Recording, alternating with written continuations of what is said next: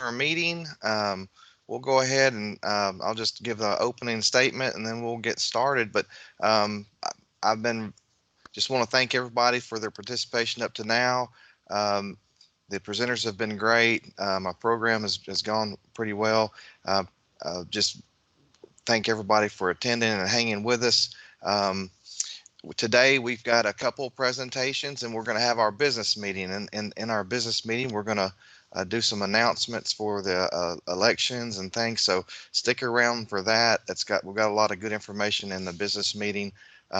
Just going to give you a little update from yesterday. So like I said, I do traffic updates for the state and we send those out daily, so I just going to let you know yesterday in Nashville the urban area was down 14%, Memphis was down 10%, Knoxville 13%, and Chattanooga led the way with only a down 8% overall.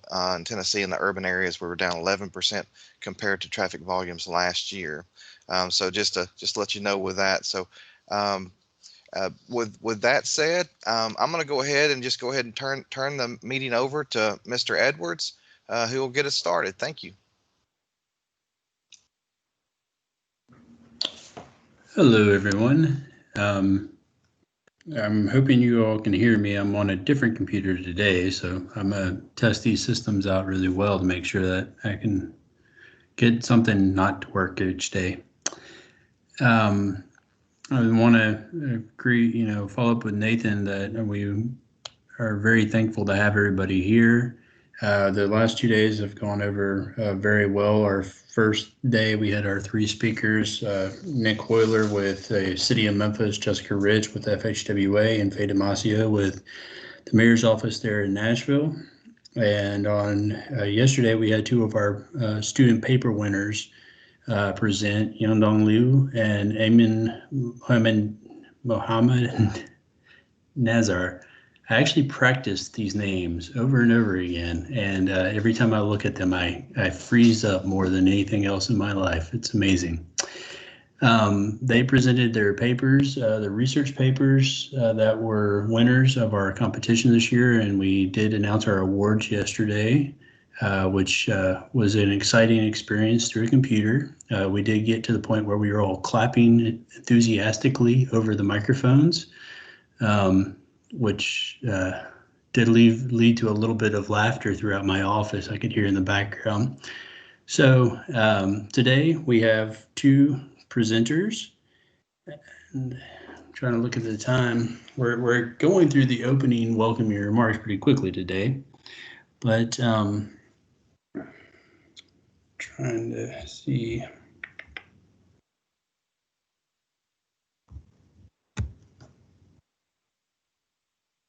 So, James, are you on the line? I'm trying to find you on here. Steve, I'm here. Can you hear me? I can. All right. Pop up. There we are, sir. How are you doing today? I'm doing well. How are you? I'm pretty good. I'm at home today, so I've been in the office the last couple of days. I think I'm actually more comfortable doing this in the office than at home. But being at home, it throws me off a little bit, I guess. Right. So if you want to go ahead and start taking, in your case, Luke, if you can pull up the presentation. Our first speaker, Mr. James Aaron Brown, is a Transportation Program Supervisor and Special Projects Office, Strategic Transportation Investment Division at TDOT, where he has been employed for the past 16 years. After going blind as a teenager, James obtained his graduate and undergraduate degrees from Middle Tennessee State and Trevecca University. He is married to his wife, Crystal, who owns a cleaning business in Antioch, where the two of them currently reside. For the past 6 years, James served as a volunteer capacity as the president of National Federation of the Blind of Tennessee, where he has helped to write and pass several state and federal laws concerning equal rights for people with disabilities in Tennessee and around the nation.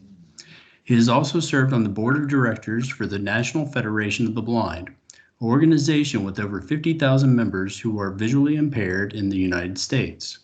He has traveled the country, speaking a message of hope to blind people, helping to manage an annual budget of almost $20 million, and creating programs to empower blind people to live their lives they want. James and his guide dog Vantis love people and consider it their mission in life to serve others. So James's presentation today is titled The Evolving Nature of Transportation for People with Disabilities in Tennessee. And James, if you're ready, by all means, take over, sir. All right. Well, hello, everybody. As you've already heard, my name is James Brown. Besides working for Tennessee Department of Transportation, I have also served in a volunteer capacity advocating for people with disabilities. I currently chair the National Mayor's Committee for People with Disabilities and the Access Ride Policy Advisory Committee for MTA here in Nashville. I've stood before the United States Senate Foreign Relations Committee, as well as helped to pass several pieces of state legislation and federal legislation. I've also been blind most of my life, so I have some experience with what it means to live a very good life, I might say, with a disability. The title of our talk today concerns the evolution of disability transportation in Tennessee. If you'll go ahead and change the slide, that would be great. When I was first asked about doing the presentation today, I wasn't too sure that would fit in with TSITE's focus. But as I looked up the mission statement, I found that it did fit very nicely, at least in theory, with the values of TSITE. Here's what our mission statement says.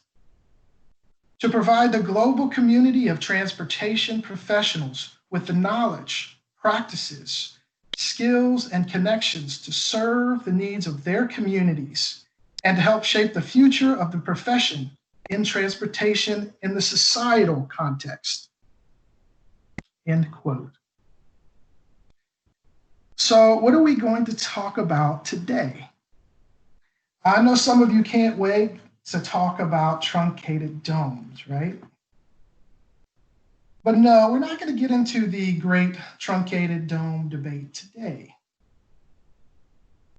What we're really going to talk about is the new Office of Accessible Transportation and Mobility and how transportation for people like me is evolving in our state. We'll go to the next slide. For years, people have called me as an advocate, saying something like this. I'm blind. I live in a rural area. I want to work, but there's just no way for me to get to a job, even if I could find one. There's no transportation where I live. And you know what I've always been forced to tell them? You may want to think about moving to a major metropolitan area where there's more reliable transportation. Then I inevitably hear them respond, but my family is here. It turns out that I am asking them to leave the support system they have relied on their entire lives. And that leads me to the crux of the problem. Almost 70% of blind people are unemployed. In the autism community, it's almost just as high.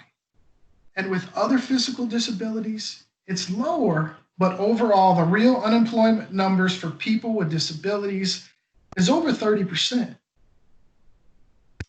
Now, here in Nashville, before COVID-19, the general unemployment rate was around 3%, and that was one of the lowest in the country.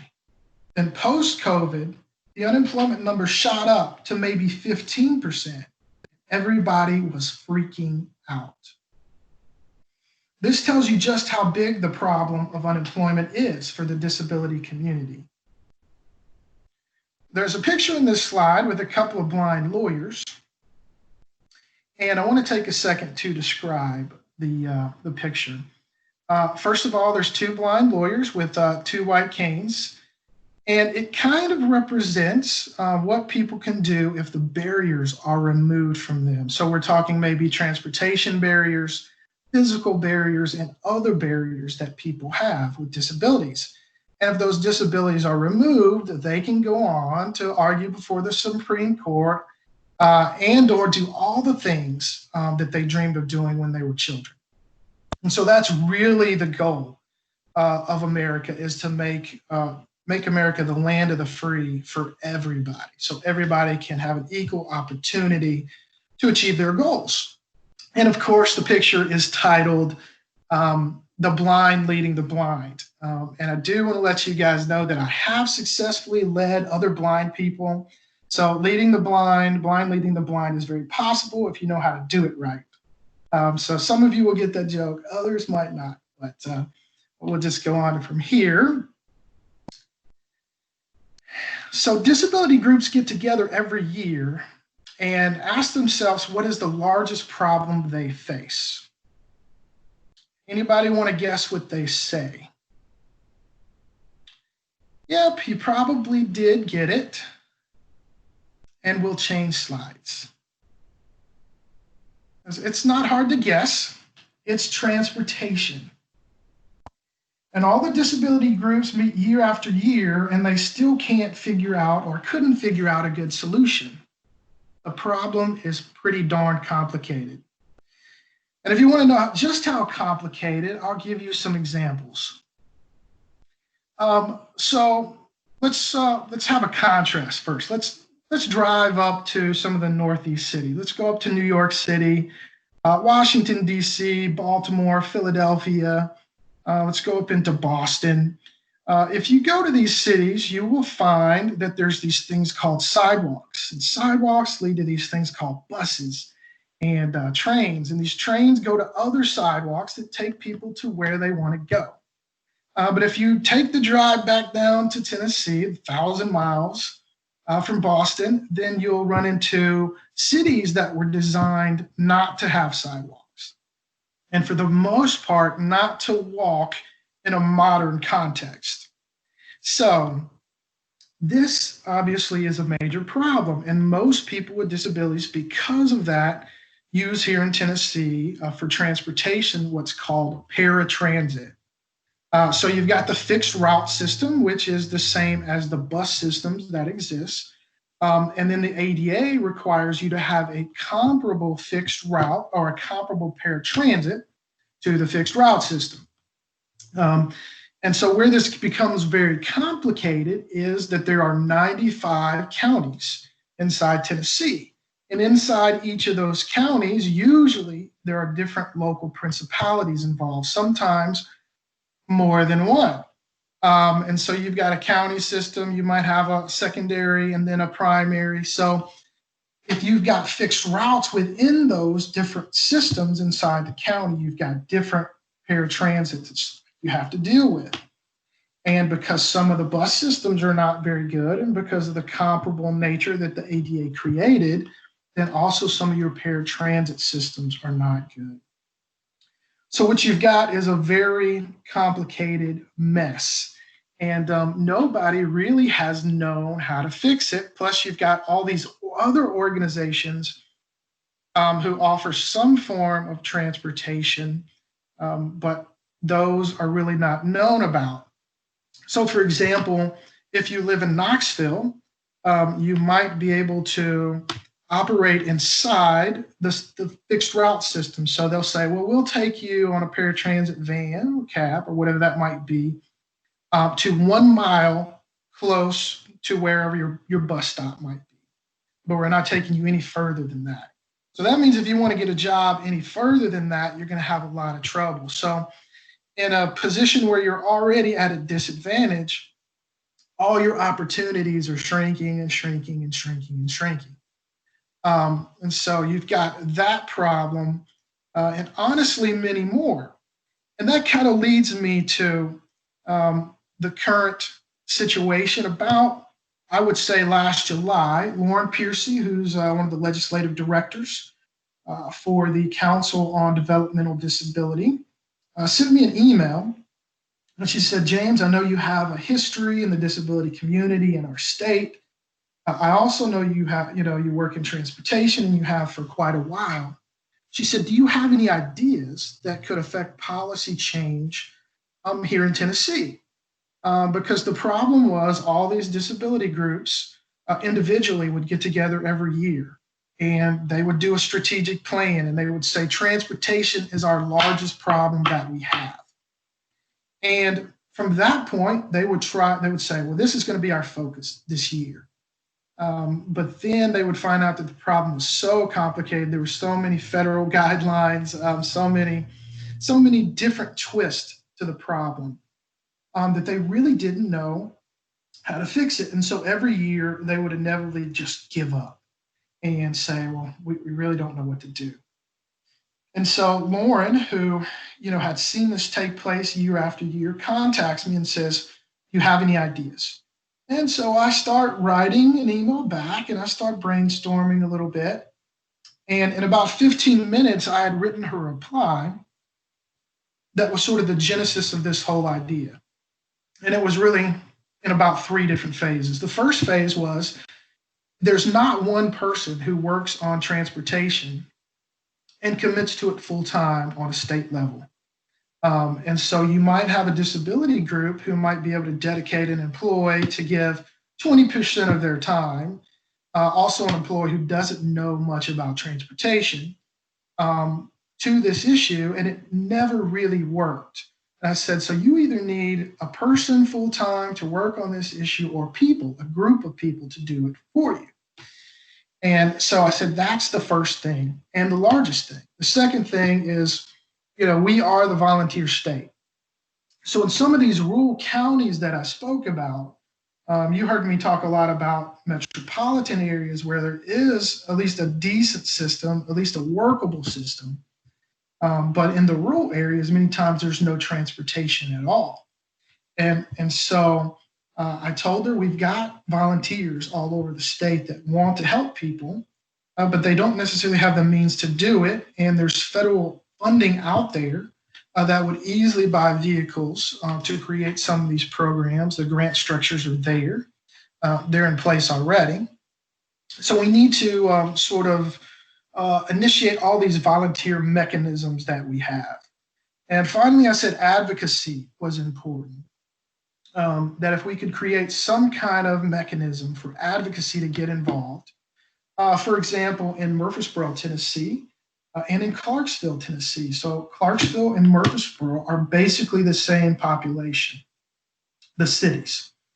But Clarksville has a pretty decent paratransit for people with disabilities. They can move around quite freely. But in Murfreesboro, it's almost zero. And the reason for that is because their fixed route or their bus system is not very good. So if advocates went into those areas and, advocated for a better bus system, which you'd think with a school the size of Middle Tennessee State University, they would have that, but they don't. So with a little advocacy fixing the fixed route system, then it would become comparable to fix the paratransit and make it just as good as the fixed route. But a lot of people don't know that if they really want to fix the paratransit, they start with the fixed route. So I explained that to her, and there towards the end of my email, I got to the point to where I had a little bit of an enlightenment. I thought about Senator Becky Massey, who is from Knoxville, and Becky has been really the champion for people with disabilities inside the Senate for a good 6 or 7 years now. And she's wonderful for us to work with. And I was like, well, I'll be darned. She's now the chair of the Transportation Committee in the Senate. And so I went ahead and, tagged Debbie, her legislative aide on the Transportation Committee, and CC'd her on this email. And so from that point, Debbie responded, pretty much said we would love to, because I suggested in the email that we could create an Office of Accessible Transportation within TSITE. And she said, I think, Becky would love to do this. And that's where it really all got started. And so that is really the genesis of what's taken place. And of course, legislative session hit, and Becky was ahead of the game. And so this legislation was pretty far progressed. I wrote the legislation, submitted it to TDOT from an advocacy perspective, and also presented it to all the other disability groups and got some feedback on it and got the legislation. And from there, it got passed. So right around the first week of March, it went through and got passed by the Senate and the House. And you guys know that is about a week before COVID really hit and shut everybody down. So that was really fortunate that it did get passed. Let me move on through my notes here really quickly.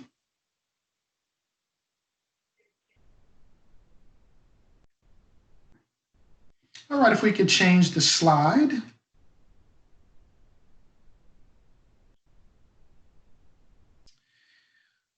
So this new law is going to create a new Office of Accessible Transportation within TDOT, focusing solely on accessible transportation. And I think that word solely is important because it's so important, just as Faye mentioned a couple of days ago with the mayor's office, that it's important to have a DOT with inside Metro Nashville because everything is centralized. It can be sort of filtered through and better controlled and better focused if you're all together doing one thing, other than being spread out. So I think that's very important. And I can also say we're really proud because this is the first law of its kind in the country. So we're hoping this idea kind of is successful and goes viral. And we're really, really excited about it. And we'll go to the next and final slide, which is the thank you slide. And so, I'm sorry, not the final slide. We've got one more slide left.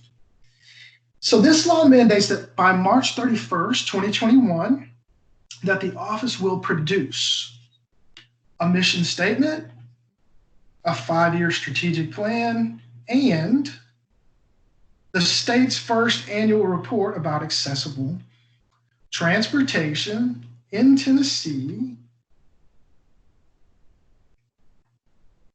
And what's very important is that the law requires these activities to be informed by a lot of stakeholders. So we're going to have experts in transportation, aging, and people with disabilities. So there is a saying in the disability community. It's called "Nothing for us without us." And it's pretty important because a lot of times there's groups and they become a little bit custodial and they don't realize that people with disabilities kind of know their problems best and even know the solutions best. So that's a pretty important thing. We will go to the final slide this time, I promise. And this is the thank you slide where we'll open it up for questions.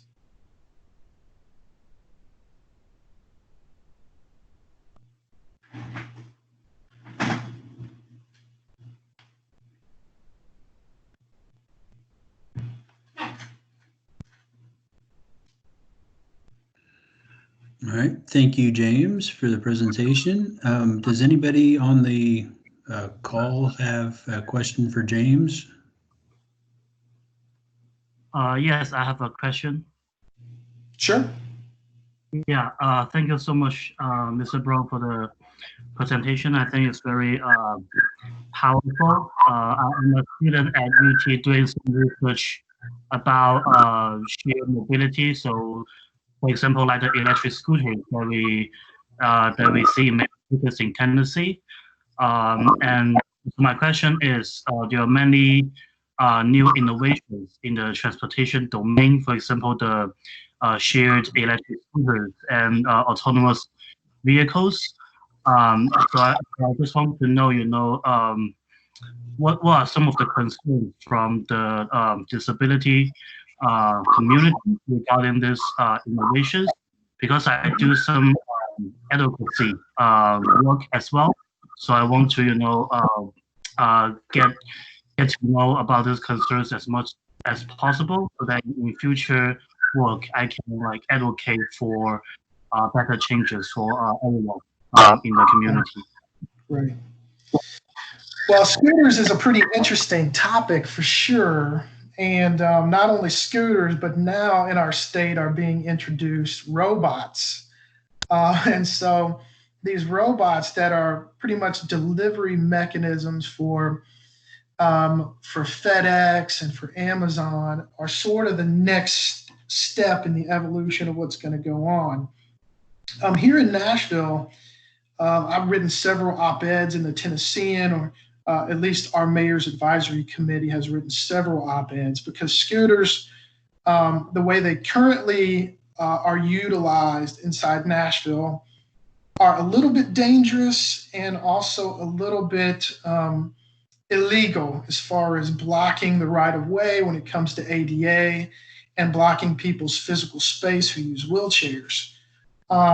So that's very important. And so I think it's good when these scooters do come into your city. Right now, we pretty much banned scooters.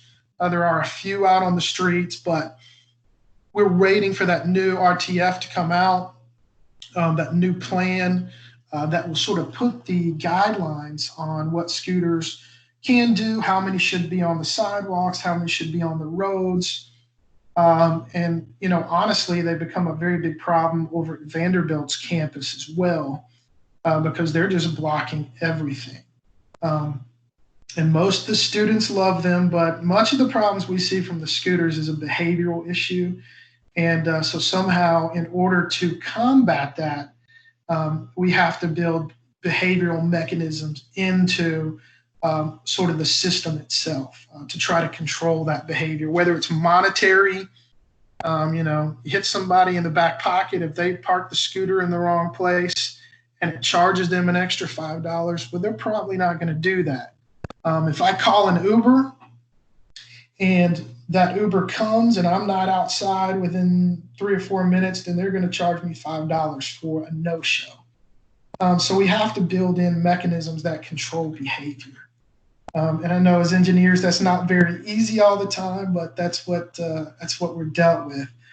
Now, as far as Amazon and FedEx go, it's very interesting to see what they're bringing to our state, because they're basically scooters, but some of these FedEx robots are like 500 pounds and can move like really fast. So we're talking about one of those scooters, you know, can hit someone and disable them or cause a fatality pretty quickly. So we have banned those with an ordinance here in Nashville, just, I guess, happened this week. And so we basically are saying to FedEx and Amazon, if you want to operate on our streets, you have to get permission first. And there definitely has to be guidelines. You can't just drop them down here and start running over people. It's not going to happen. Now, Amazon is operating their robots right now in Williamson County. And their robots are about the size of a cooler and only go walking speed. So if they're only planning on doing that, then I think we're going to be okay. But it's interesting to see where it might be. Those FedEx robots are obviously operating up in Memphis right now, and they're just getting started. So I'm anxious to see where things go. Of course, we want to see scooters. We want to see, these robots make our lives better. But the problem is, here in Nashville, as we saw with the scooters, if they're not making our lives better, just the tourist or something like that, then we have to look at whether that's something we want to go forward with. And the environmental concerns are certainly there. Decreasing traffic is a great benefit of these things. So we just kind of have to weigh the pluses and minuses and see where we can go from there. But it's, like I said, it's muchly and largely a behavioral issue. If we could just control all the behavior involved with the scooters, then we'd be okay. It's a little bit like gun rights laws, But yeah, that's what I have to say about that. Yeah, thank you so much. You're welcome. Mr. Joe Clement, do you have a question you would like to ask James, or would you like me to read from the chat?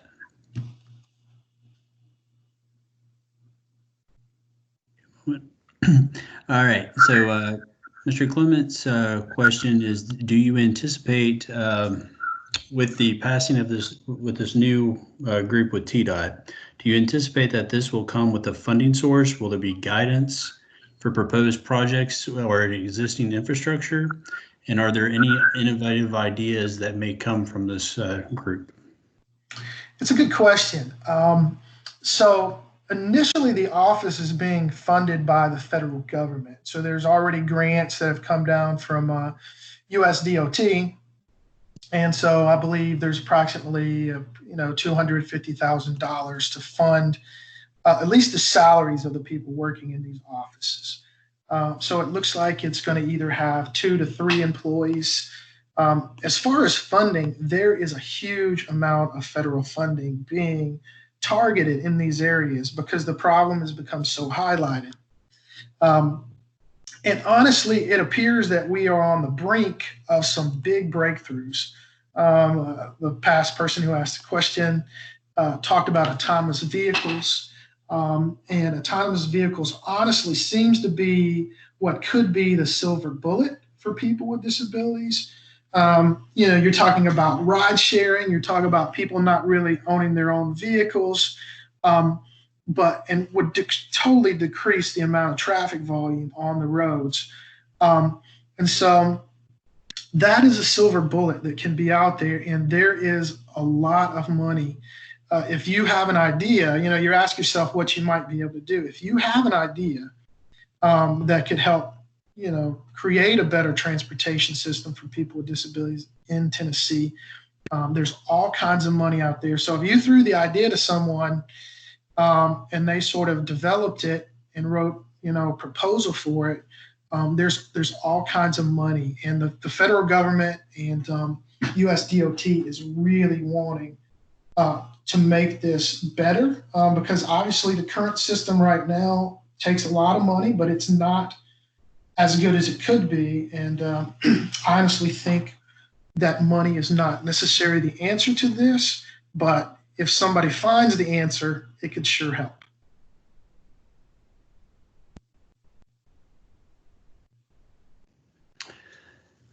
James, this will be a question for me. TDOT adopted ProWag a number of years back, and as we work with the state and work with federal funds on projects in cities, we're using ProWag standards.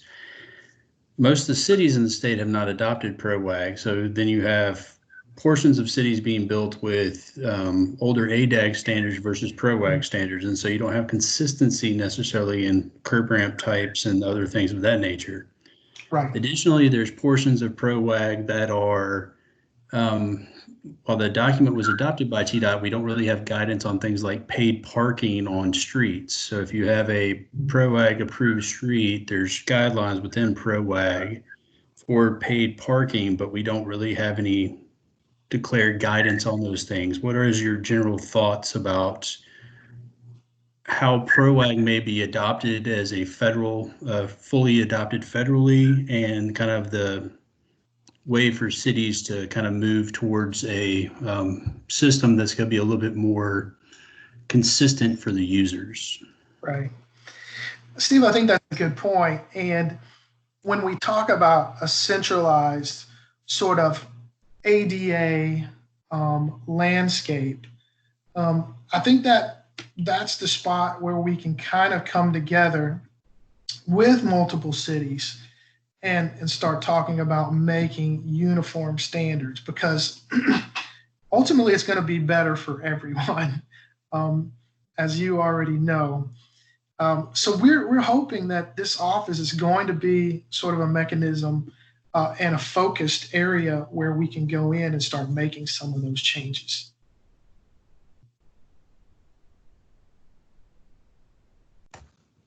That sounds good. I've been asking for direct guidance and clearing it up for a number of years now. So a path forward would be nice. Okay. Do we have any other questions? I guess I'll have one more based off of a statement that you made towards the beginning of everybody waiting to ask you questions regarding truncated domes. I'll fill the gap since no one else is going to ask. So in the city of Memphis, when we had a consent decree for ADA compliance in the city for a number of years, that agreement was really led by wheelchair users, and their thoughts were that truncated domes created resistance and made it harder for them to use a ramp. Right. The people of the blind community, I don't think were really included dramatically in those conversations regarding that judgment, and so truncated domes were not included, and they were actually not allowed by that consent decree for a number of years for us to spend city funds on directly installing them. So there's kind of a ongoing conversation still whether, with PROAC, we're now putting in truncated domes and we're doing this. Is that something that for the blind community that is something that we should definitely be working on? And how would you suggest we handle the conversations with the advocacy groups for the wheelchair, our wheelchair users who have been advocating for ADA access for a number of years? And do you think that the state will start using any of the other types of tactile systems to try to improve some of the areas that don't necessarily work with ADA ramps and with the truncated domes? Yeah, I want to preface my answer by saying I really don't know too much about truncated domes.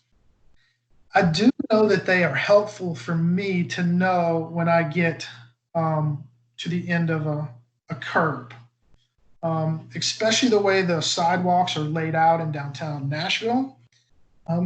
They're laid out in such a way that sometimes it's hard to feel with your cane. Now, I'm a guide dog user as well, and so my dog will stop at the end of a curb. So normally I don't have much problem with it, but pre-guide dog, truncated domes were very helpful. So you could make the argument that it is a safety concern to remove the truncated domes, where so for a person in a wheelchair to try and go, bumps and that sort of thing, and the extra resistance that it creates. I think there's probably a solution somewhere in the middle. And so where that solution is probably a little less, a little less high ridges or some kind of surface there that just gives the person using a cane some tactile feedback to know that I'm at the end of the curb. Because if you're a blind person and you're strictly using a cane and you don't have the usable vision to tell that there's a curb there, and there's a ramp, and downtown is full of, grades anyway, you're not going to be able to tell you're going into the street if there's not a good amount, of traffic in front of you perpendicularly. So it is a problem, and the honest answer is I really don't know how to fix it, but I think the answer is somewhere in between. And it might be a good thing to start, trying to explore and come to a consensus with the disability community. And that might be something this office would be good at, getting the groups together, from the different cities and saying, what do you think's best?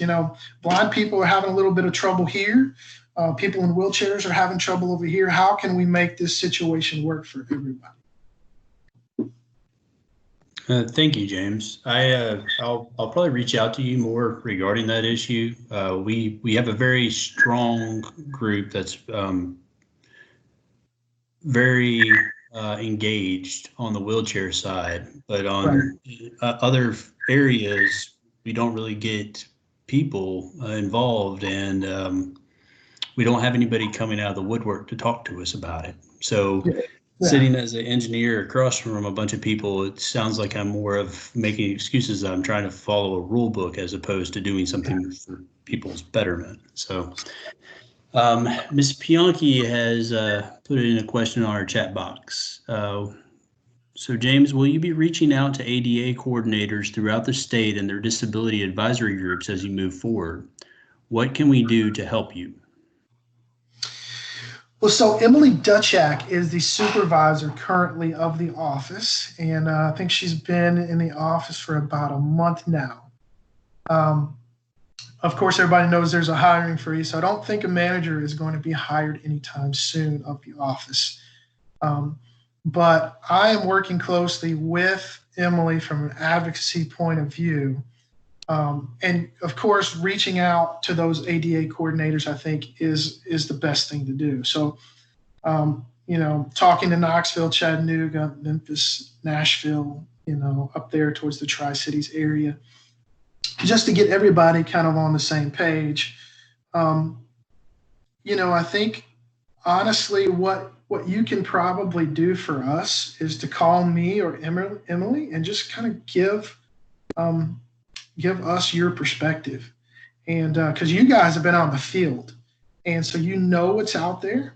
The areas that need to be more congruent. And so I would say just give us a call. I mean, we'll try and give you a call as well.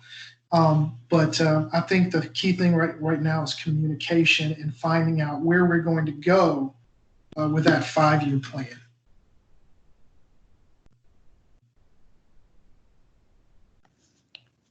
Thank you very much, James. Do we have any further questions? Yes, I actually have something I want to share about really quickly. So a couple of years ago, I visited an organization in Hong Kong, and the name of the organization is called Dialogue in the Dark. So I would encourage people to search for this organization. I think they are doing amazing work to connect the blind community with us. So I encourage people to check it out. It's called Dialogue in the Dark. Thank you.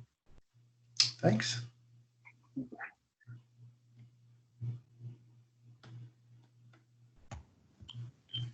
All right. I'm not hearing or seeing any additional questions. James, we really appreciate your time today and sharing this with us.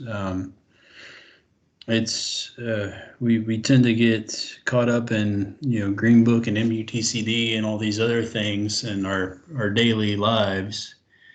Well, it looks like Ms. Pianki has entered in another question here. Will you be looking, James, will you be looking to see if we are implementing our transition plans? Read that one more time. I was unmuting, so I missed it. It's okay. Will you be looking to see if we are implementing our transition plans? I don't know. I don't know that yet. I don't know how unified the office is going to be initially. I suspect that eventually maybe so, but it's still kind of all in the baby stages. I do know that we received a request sometime in the last 6 months or so on all of our transition plan, where the link was on our website, how easy it was to find everything, so on and so forth. So I believe that might have come from Margaret. And so I knew that there was a lot of information requests over the last 6 months regarding that, but I don't know what the follow-up obviously would be. Gotcha. All right. Well, I don't believe we have any more. And but I do appreciate your time, James. It's a very important topic. It's hard.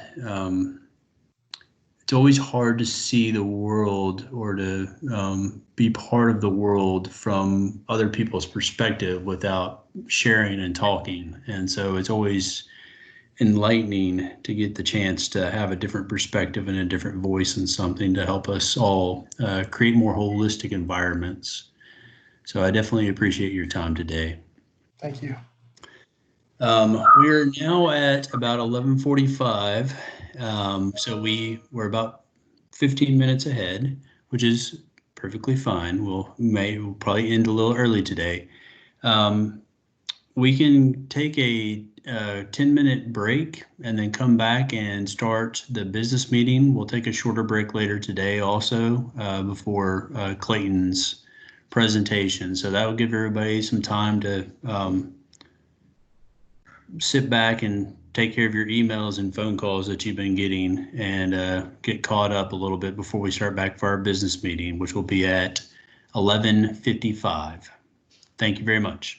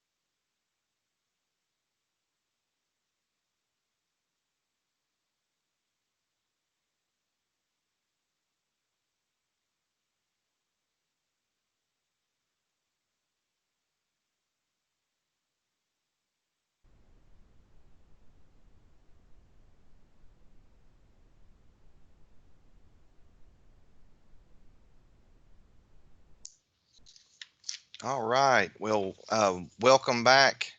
We'll try to get the business meeting started here in just a second. If we can load the, there you are. All right.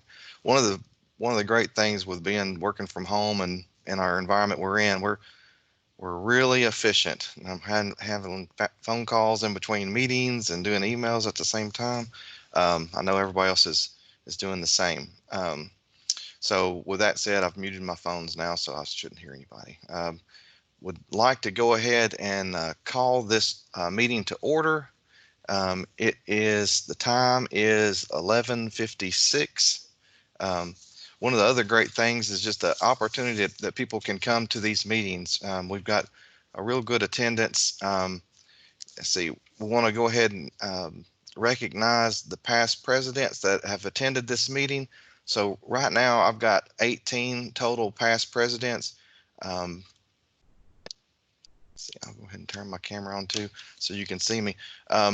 Bill Moore, president 1976. We got Bob Murphy, 1995.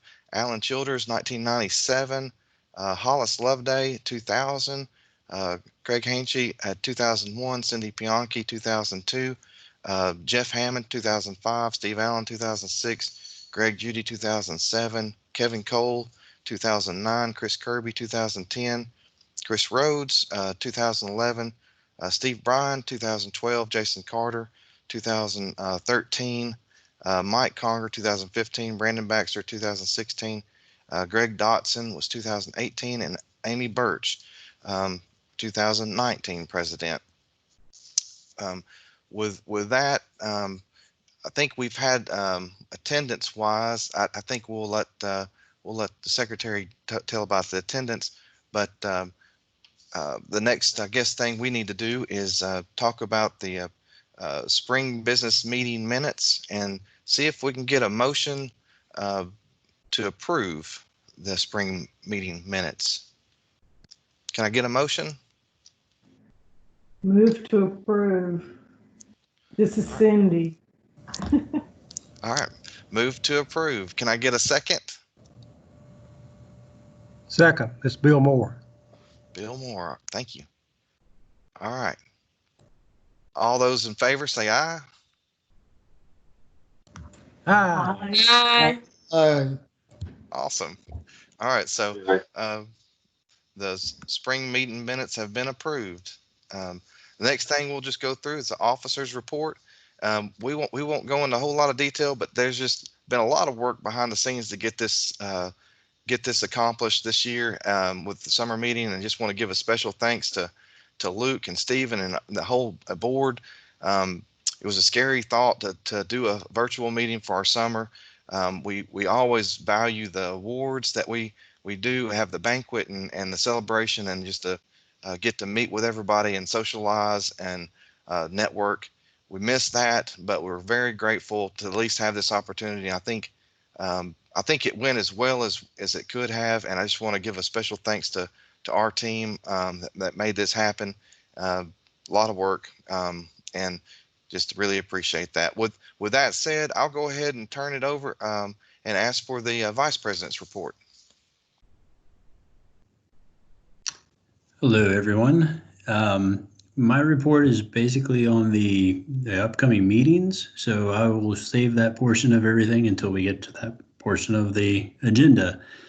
The other thing, I don't know if this was in here, and I don't believe that we discussed this at all, but Ms. Cindy was recently elected to be the president for Southern District, and we can take this time to show our appreciation and our gratitude. Congratulations of her winning that election. I'll get better at speaking eventually through these little machines. You ought to hear me on a voicemail. It's really bad. So, but Cindy, thank you for everything that you do, and congratulations on being elected to the Southern District President position. Thank you very much. Appreciate that. Yay. I'll be getting in touch with y'all for help. And I will occasionally answer my emails when you ask for it. From here, well, I'll go ahead and turn it over to Luke and let him start the Secretary Treasurer report. Well, thanks, Stephen. Good afternoon, everyone. I'm Luke Dixon, the 2020 TSITE Secretary.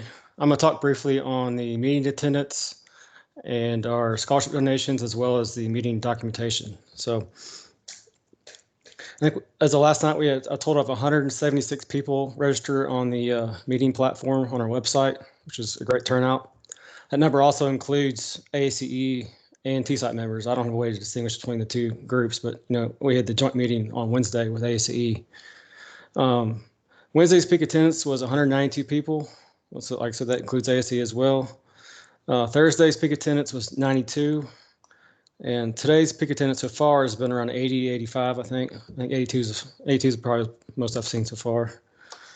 I also wanted to thank our guests and members for being very generous with their donations this year. We've had, through the meeting online donations, when you register, so far we've raised $3,670, which is great. And Gresham has also pledged another $1,000. So far, we've raised $4,670 for the scholarship auction or scholarship fund this year, which is great considering we didn't have an auction. So we were worried about how much money we'd be able to raise.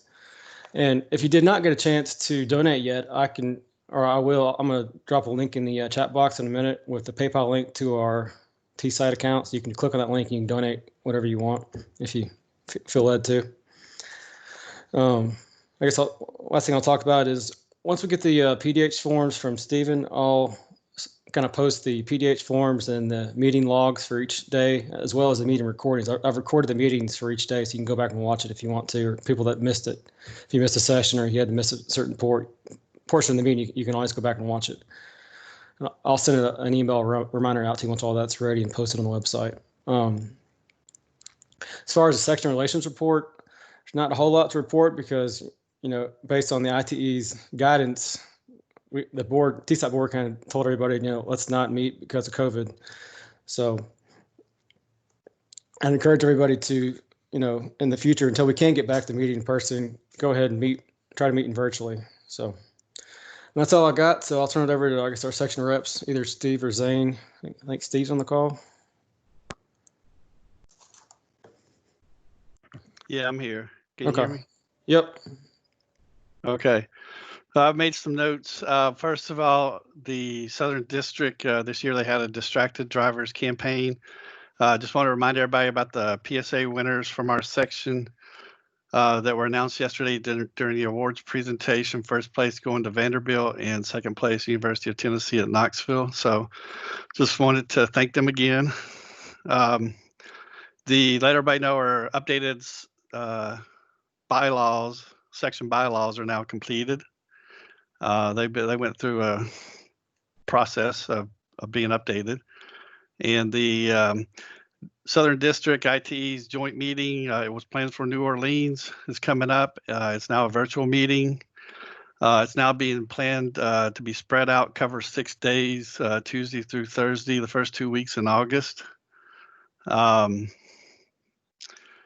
there is, I'm sorry. Steve, Yes. it's Tuesday through Thursday, 3 weeks in August. Yeah, the first 2 weeks are the meetings. The third week, if it's on the calendar, says it's for coordinating council committee meetings. So if you're involved with coordinating council, our committees at ITE meetings, that's being held during the third week in August, but the base meetings the first 2 weeks. Is that not right? Yes, but I know our Southern District board meeting and business meeting will be in that third week. So I would invite you all to attend. Okay. Yeah, so stay tuned for some emails about when and where during that third week we're going to be putting that meeting. So there'll be some emails coming out, so stay tuned for that. The ITE, I just want to mention this. It's a prestigious program that ITE has. It's called Leadership ITE. This year they're going to go 100% virtual, first time ever. They've been doing this meeting since 2014. They only select 12, to my understanding, they only select 12 participants a year. So if you're interested in that program, that ITE, go to the ITE website, look up their Leadership ITE for the eligibility application process, which is due September 16th. And I got one final thing. The TSITE board, we're currently compiling a list of TSITE members who've passed away since the last Southern District annual meeting, which was April of 2019. So that's about a year and a half ago. If you know of someone, a TSITE member who passed away during that time period since April 2019, please let me or somebody on the TSITE board know of their name and when they passed away by the end of next week. So that would be, we will add them to the list. And then, but I also want to thank everybody at TSITE letting me serve you as your Southern District section rep for the past 2 years. My term ends at the end of this year, and we'll soon find out shortly here who my replacement will be for the upcoming 2 years. So I just want to thank you, all the TSITE for your let me serve you. Thanks. And that's all I got. Thank you very much, Steve. The next report is going to be given by Brandon Baxter, our section administrator report. Brandon? Hey, everybody. So I've got a very short report this meeting. If you've looked at the financial report, you can see it is a very short financial report. When we were looking at maybe ways to help the Secretary Treasurer deal with the load of managing all the Secretary duties and all of the Treasurer duties at the same time, global pandemic was not one of the solutions that we thought of, but it's been quite effective. By eliminating a lot of the meeting expenses that we've had, this report has become very easy to put together. Looking back at last year's financial report from the summer meeting, you can see, or at least when I did, you said there were a lot of spring meeting charges and things related to that, and a lot of expenditures for the upcoming summer meeting. So not having the spring or the summer meeting this year has really simplified that. I'll mention one thing that typically ITE International in the past would write the scholarship checks themselves and send them to us to send to our recipients. They're moving to a model now where they want to direct deposit everything into our accounts. So you can see in the income line, the $10,500 from ITE International, that is for the scholarships that were awarded yesterday. We've received that. Those checks have been mailed out by me on TSITE checks now to all those people, and hopefully they will be receiving them. Maybe some did yesterday. I tried to time it so that they would all be receiving them around the same time that it was announced who the winners were, and same thing with the student paper winners and things of that nature. For the expenditures, we have the normal expenditures related to some of our administrative items, but nothing spring or summer meeting related, because those were able to be canceled without penalty through the Park Vista and the spring meeting location. The scholarship fund balance is still held over from the end of March, the end of the first quarter. We have not received the second quarter report on that yet. So that number, it will go down as of June 30th. But then also, as Luke mentioned, we have almost $5,000 to put back in. And then there's another check that had been sent in prior to that as well. So that number will actually rebound and probably be, I'm estimating, in the $37,000 range once we get that report. And I'll update the financial report as needed, either for this meeting or for the fall meeting for sure. I do want to take just 1 minute and echo what a few people have said. This year has been a completely new experience, and I want to just commend Amy as the past president, and Nathan and Stephen and Luke and Steve and Zane for leading the section through this, watching them communicate almost constantly about what's going on and what the decisions that need to be made are. We've had a good group of officers, and I've been happy to have been pulled in as the administrator and watch them work. So I just want to commend all of them. And if you get the chance to do the same, I would encourage you to do that. And that's my report.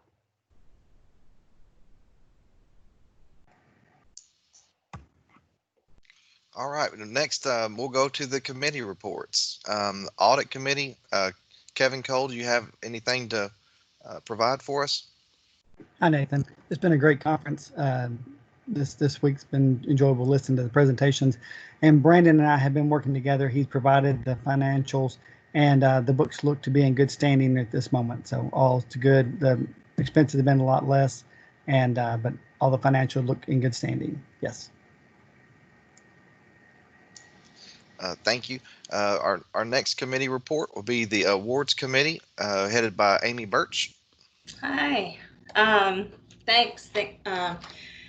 I'm just going to talk in general about awards, nominations, and scholarship committee. But first, just a big thanks and congratulations to the board for pulling this summer meeting off virtually over 3 days. A lot of logistics I know went into it, and really Nathan, Stephen, Luke, Steve, and Zane, and Brandon handling all of that. I think the program's been excellent and really has been pretty seamless. So congrats. I think we've worked hard to pull it off, but also, got kind of lucky with technology yesterday afternoon. After the awards part, my home internet just went totally out. So I was texting Nathan, I can't get back in, my internet's out. So I missed the last presentation, and I just feel really lucky that that it didn't happen while I was announcing scholarships and awards. So I want to thank the committee members that worked with me this year on scholarship nominations and awards. Thank you to the officer candidates for your willingness to serve TSITE. It's a big ask, it's a commitment, and I just thank you for accepting those nominations when I gave you the call to do that.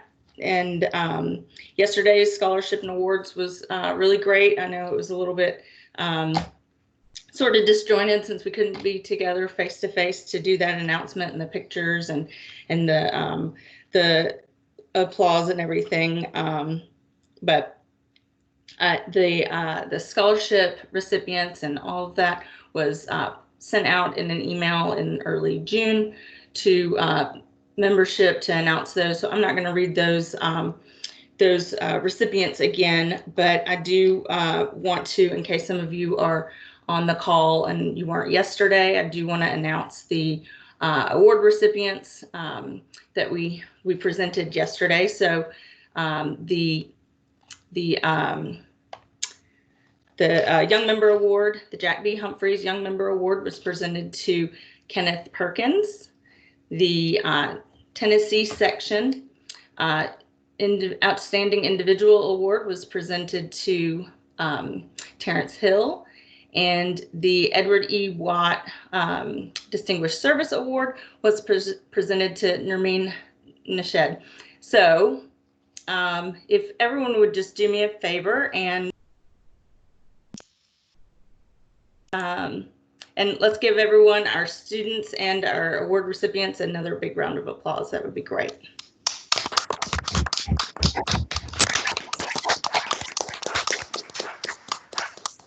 Thank you. Thank you. These are big honors, and we were glad to get that announced yesterday. And the last thing I have is I just want to wish everyone, good health and safety as we still navigate these times. And thank you. It's been a pleasure serving on this board with all of you, with Nathan and everyone. So thank you. That's all for me. Thank you, Amy. You've done a great job. I know this is the summer meetings, one of the last big things that you have on your agenda for TSITE. So we really appreciate all you've done. You've done a fantastic job. I thought the awards went off really well too yesterday. So appreciate all you do. With that, the next report will be the career development. Mr. Brian Haas. Hi. Well, the summer meeting really represents the big grand finale for the school year. So I want to congratulate all the students who won awards this year. we had a great year with students at TSITE. So I want to thank all the students for their participation, both in our award activities and in our section meetings this year. Also want to thank the faculty advisors and liaisons for all the work they put in this year. Wanted to mention, I mentioned this in the spring meeting, but UT Chattanooga is looking to start a student chapter. They're still going through the paperwork for that process. I spoke with Dr. Osama Osman yesterday, who will be the faculty advisor. They are having a little bit of trouble getting enough student interest. Some of that's due to COVID and the fact that students have not been on campus. So we're going to continue to work with him on that. I'm going to be looking for student chapter liaisons for this coming school year.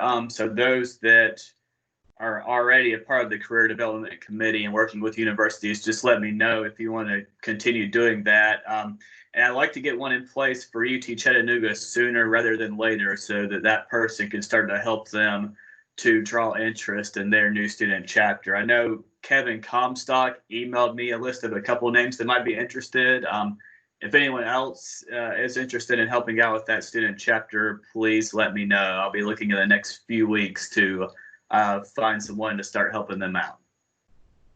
And I believe that's all I had. Thanks, Brian. There's a lot of work that goes into that. And I think he's got a few helpers too. So we appreciate all the people that help, from the student papers and reading those and evaluating those and all the other works that goes into just spending time with the students and their chapters and sections and the groups that they have. So really appreciate all the work you do there. The legislative updates, Michelle Nickerson, she gave me her update. She's not here today, but want to just let you know there was an update to the slowpoke law, chapter 598. The original law requires motorists to use the left lane for passing only. Originally, the law that was passed was for 3 lanes or more. The newly updated law in 2020 allows us on 2 lanes or more. So there's been a change with that. There are a lot of restrictions that go into that too. That goes into a lot of detail. So, but there is a law, and they did change it, and it is reflective to be on 2 lanes or more now too. So if you're driving on the interstate and it's a 2-lane interstate, please just stay to the right.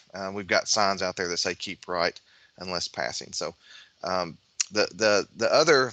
was one more law that was passed as personal delivery devices. I think we mentioned that. James Brown mentioned that. This allows personal delivery devices on walkways. It's chapter 685. It allows these to be in the right of way, basically. Allows it's Amazon. I think it's got a Scout, and then FedEx has also got a bot for delivery of property, and it allows these devices to be on the sidewalks or crosswalks. There are several rules that go with them. Have to have an electric motor, 10 miles per hour or less, and the navigate with or without active control. So I think the Amazon Scout, it was announced that they're gonna pilot one in Franklin, Tennessee, and also another one somewhere in Florida. So I think it's maybe Orlando. But just as we move towards automation and different things, we have different things coming down the pike. So that is out there, and that was a law that was just passed. So with that, that's all we have for the legislative updates. We'll move to section relations with Mr. Luke Dixon. I've already covered it, Nathan. There wasn't a whole lot to report. So we can go to Kenneth.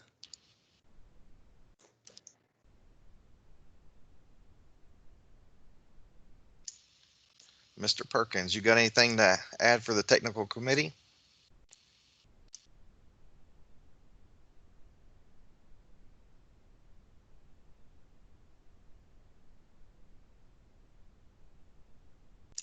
We'll move forward with the traffic bowl. Mr. Trey Todd, is he on the line?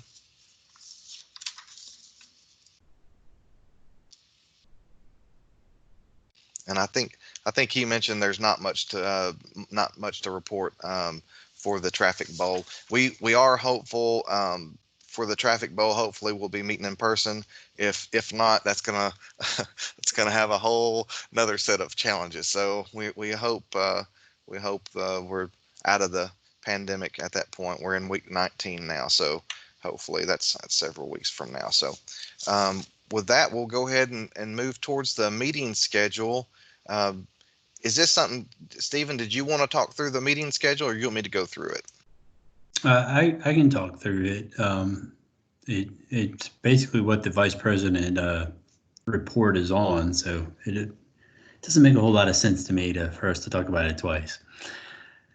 So everybody can see the schedule up on the screen right now. The 2020 spring meeting, we obviously had as a virtual meeting, and now we're in the 2020 summer meeting, virtually also. The future summer meetings with Gatlinburg, we've already signed the contract for next year, so that is in place. The contract from this year has been moved to 2022. So we have that in place with tentative dates, and we were able to keep the contract, the fee structure the same. So we're not going to have any increases based off of changes in the hotel in the future or anything of that nature. So our cost is remained stable, moving that into 2022. I do believe the hotel has been undergoing renovations, and all those renovations should be pretty much wrapped up by the time we come in next summer. Our next meeting is we have the ITE. I need to get a bigger laptop than a 13-inch screen. All right, we have the ITE Southern District joint meeting down in it was going to be down in New Orleans, but now it's a virtual meeting that's happening over 3 weeks. You have August 4th through 6th, the August 11th through 13th, and August 18th through 20th. For a joint virtual meeting. And that seems to be a pretty standardized format now for a number of the larger national groups. I think NACTO is doing something similar. ULI has a similar format for their national meeting now. Doing these virtual meetings all day long it's a little rough to be on these computers talking to your screen and yourself all day. The fall meeting, the 2020 fall meeting is currently scheduled for October 13th in Chattanooga, or we have the option of switching to a virtual joint meeting with the HSOC on October 26th through the 28th. Nathan, that is something that I'll need a little bit of input from you. Have you reached out to see if that was still, are they looking at doing their virtual meeting still? I have not found out if they went virtual, and that's the Highway Safety Operation Conference, which last year I think we conflicted with. It's also a great conference, but they've reached out that they're interested in TSITE being a part of that. I think a lot of folks are looking to us to help them with virtual meetings. I know. I think the ITS section is also going to join. ITS or Tennessee is going to join the Highway Safety Operations Conference this year. So it's going to be a great opportunity for us to get out there with some other folks, and that's likely where we're going to be heading is a joint virtual meeting. But more to come on that. Hey Nathan, this is Lee. I can answer that for you if you want. Great. Yeah, the committee for the Highway Safety Operations Conference met last week, and they did decide to go virtual. Just could not continue with the uncertainty of what we could do in October. So it is planned to be a virtual meeting, and we definitely want to partner with TSITE and ITS Tennessee to make a joint meeting if we can. Those dates we had were that was the dates I had for that conference last. Do you know? Can you verify if that's the dates? We'd normally like to let our members know, and I reached out to Adam, but I didn't get anything back. But if we can't verify, we'll send that to our members as soon as we can, so you can place that on your calendars. I know everybody's calendars fill up pretty fast. So I'm like 80% sure those are correct, Nathan. I wouldn't want to say. I'm looking for my my notes now. I can't put my hands on them right this second, but I'm 80% sure that's a good enough percent confidence in the numbers. We make decisions on things that have far less confidence than that. So I think we're good with 80%. So my personal opinion regarding this and the way that I've framed it to the board so far is that I believe that we're gonna have to go to a virtual meeting. And I think we all should be looking towards that. I think the opportunity to do this with ITS and with the highway, I can't ever say it right, the HSOC, I think will provide us the opportunity to speak to a larger crowd and to get more people involved in TSITE moving forward. So I think that's kind of where we're going. I think we'll send out something here soon. I'll reach out to the other groups and we'll start forming an agenda and make sure that we have a timeline.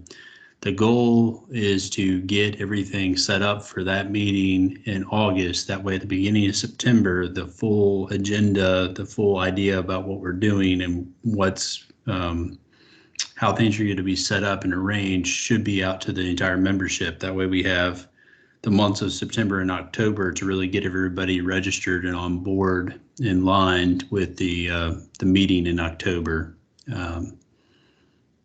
We've been trying to make these decisions in the hope that we would be able to see each other in person, and shifting at the last minute, trying to get something together is it's difficult and it's hard on everybody else's schedule to set up time at the last minute. So we want to make sure that we give everybody enough time to participate. The 2021 winter meeting is going to be held in Nashville. I believe the next hosting university would be Vandy. Right now that date's to be announced, and obviously we have no idea if anybody's going to be going to school this coming year.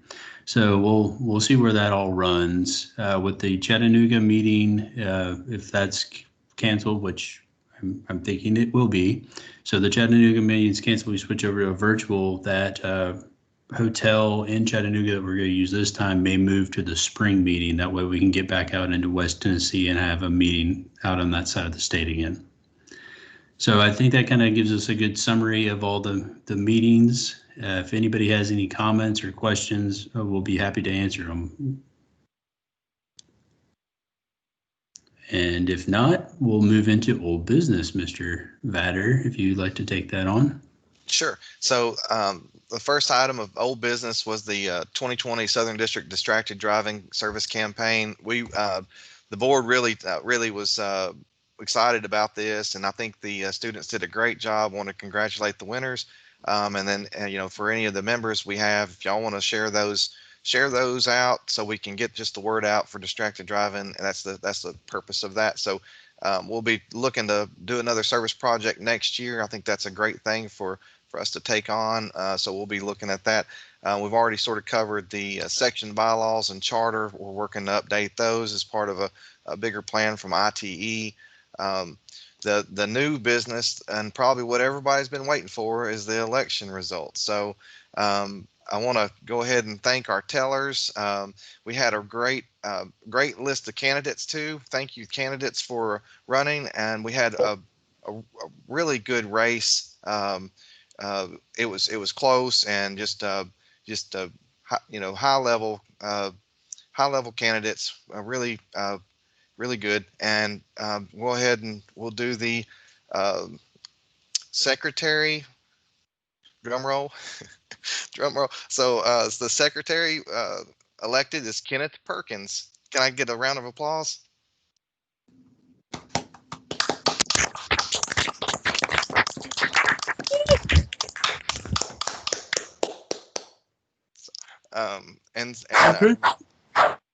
Kenneth, if you want to say anything, you're welcome to, if you're on the line. Yeah, thank you to everyone that voted. Thank you, Nathan. Thank you to the board members. Thank you. Your first year is the hardest year. I'm just going to warn you, but it's rewarding. When I took it on, I was like, yeah, this is a great organization. It's a great one to give back, and just anyways, that's very rewarding, and looking forward to working with you. So congratulations, Kenneth. The other election was for section rep, again, great candidates, very close, very close race. And drum roll, it's the elected is Jason Carter.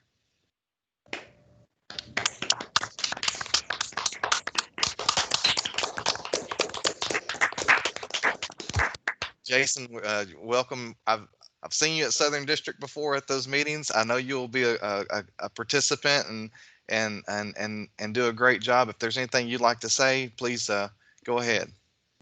Looking forward to it. Thanks. Awesome. Well, again, thank you everybody for running, and thanks all those for the voted, and just looking forward to next year with our new officers. So I'll go ahead into the next orders of business, the operations manual. I think we talked about that a little bit already. The student scholarships, just if you didn't make our last meeting, just wanted to let you know we added scholarships for Bill Hart, and we also it's been a discussion item in the past as the student fees go up. We've been able to upgrade some of those scholarship levels.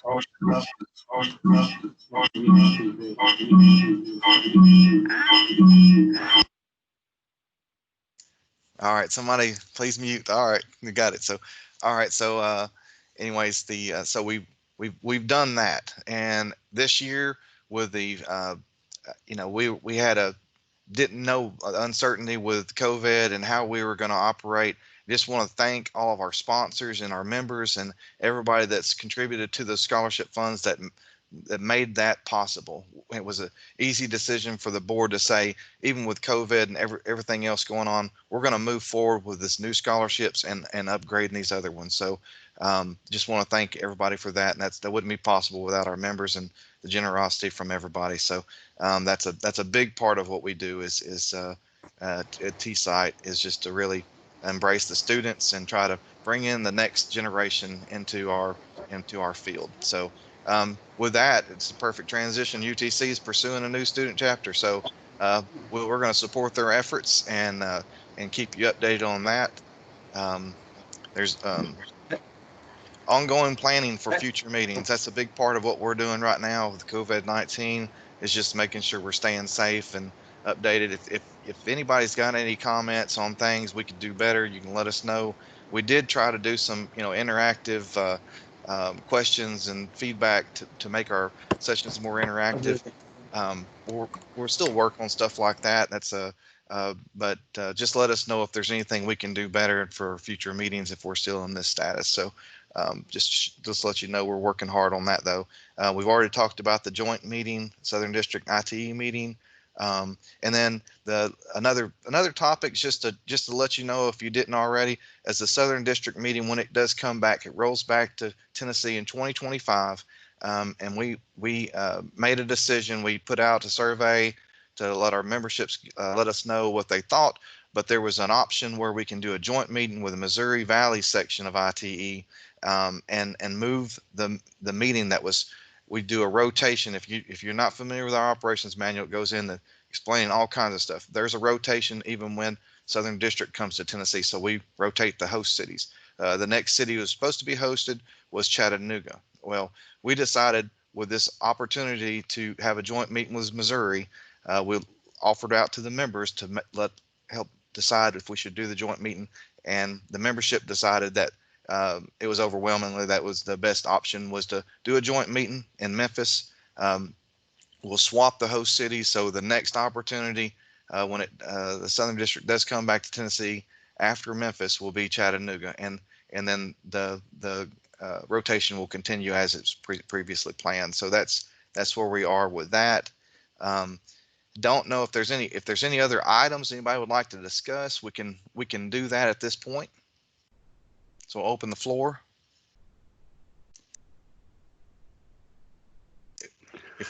Hey, Nathan. I don't remember. Do we make a motion to destroy the ballots of the election? You are right. I need to make a motion to destroy the ballot. Thank you, Steve. Can I get a motion to destroy the ballots? So moved. So moved. Was that Stephen? Yes.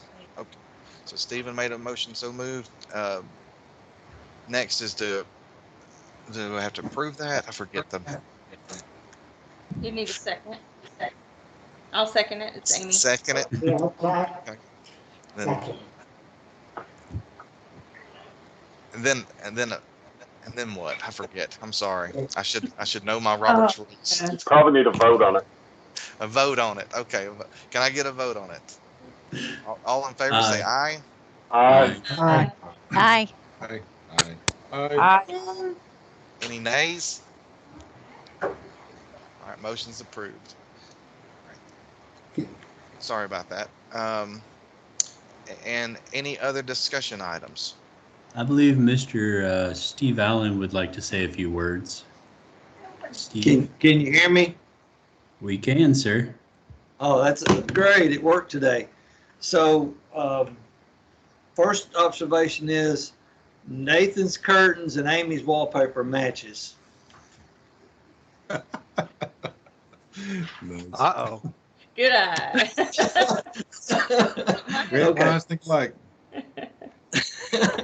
So I was looking over the awards and I noticed a couple of items and I didn't know if that goes back to the operations manual. I couldn't get in, but under the student chapter award, it says 4 chapters, and I know we're constantly moving in and out of chapters, and I don't know whether we would want to entertain changing that verbiage to just say of our chapters instead of saying 1 of 4, because I don't know what those numbers are.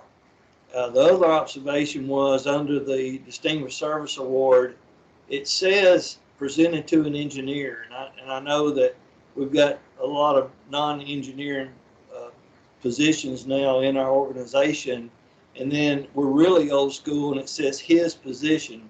So I know with all the new movement, we may want to change that to more generic. So those are just some observations I made about the awards.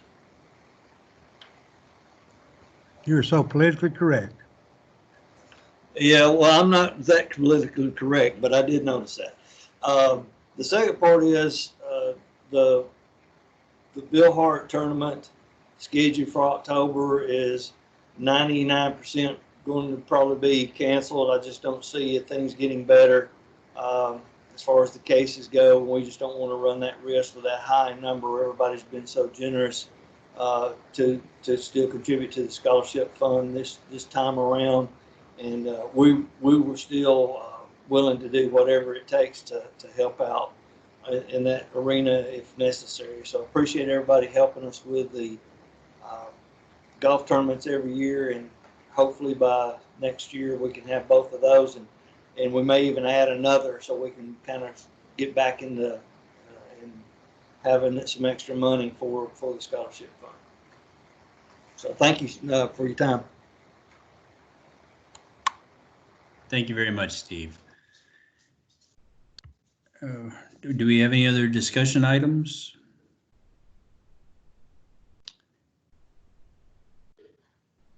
I know, I guess I can add one small, maybe quick one. Something we haven't really talked about, and it wasn't part of the legislative update, is the federal funding legislation.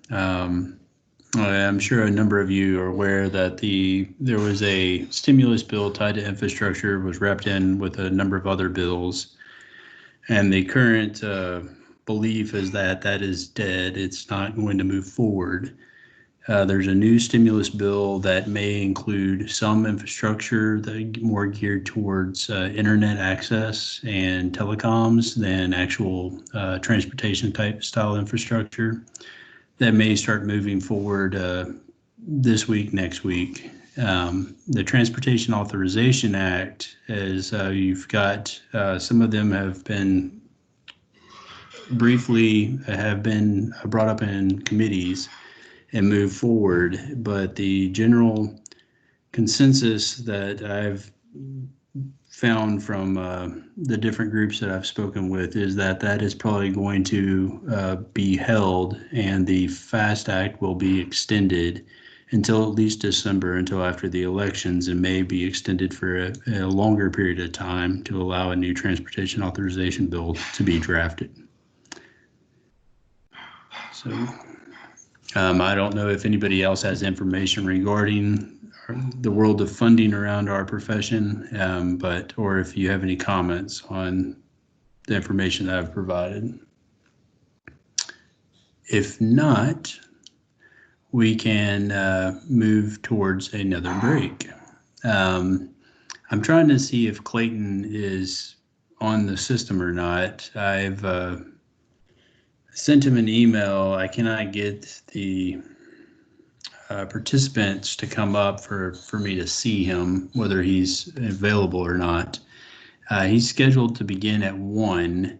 I'm going to try to move that up a little bit, but if we can take a 15-minute break at this point until 12:55, and we'll try to start back at 12:55 and begin the last presentation of the day, which is Mr. Clayton Markham giving his presentation on the I-440 reconstruction project. I think we need to make a motion to adjourn. Oh, we'll do that part. So that whole Robert Rules of Order thing is a problem for us. Yeah. So moved. So moved. And can I get a second? Second. Can I get an vote to approve? I'll say aye. Aye. Aye. Aye. Aye. Aye. Any nays? All right. So I'd like to approved. abstain. Oh, goodness. Lee abstains. All right. It's 12:42. Thank y'all. And we'll see you back here in 10 minutes. Stephen, is that what you said? Or 15 minutes? What do you want to do? 12:55. 12:55. All right. See you then. Thank you.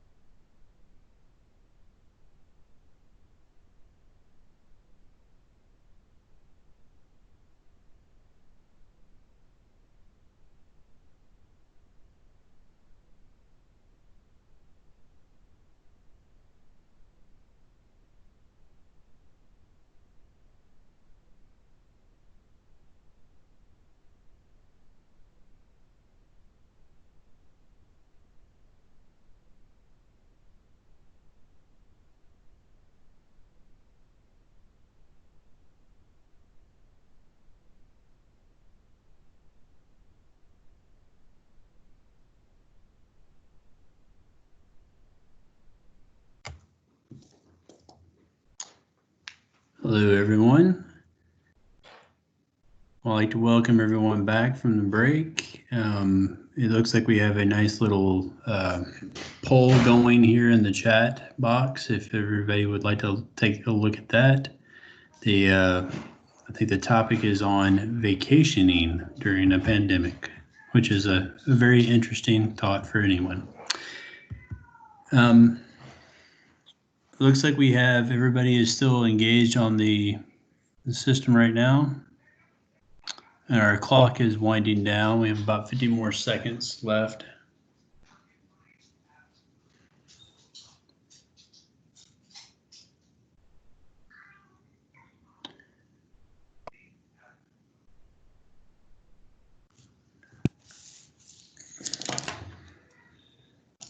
I think my clock's here a minute faster than out there. So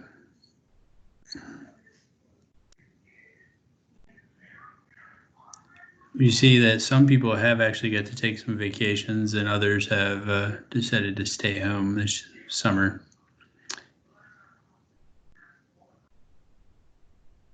My family, we did a 10-day camping trip in the South Dakota Black Hills. Went to the Badlands and then into the Black Hills. It was a very nice getaway. The state of South Dakota, from what I was reading on demographic information, is they have as many people in the state of South Dakota as we have in Shelby County, Tennessee.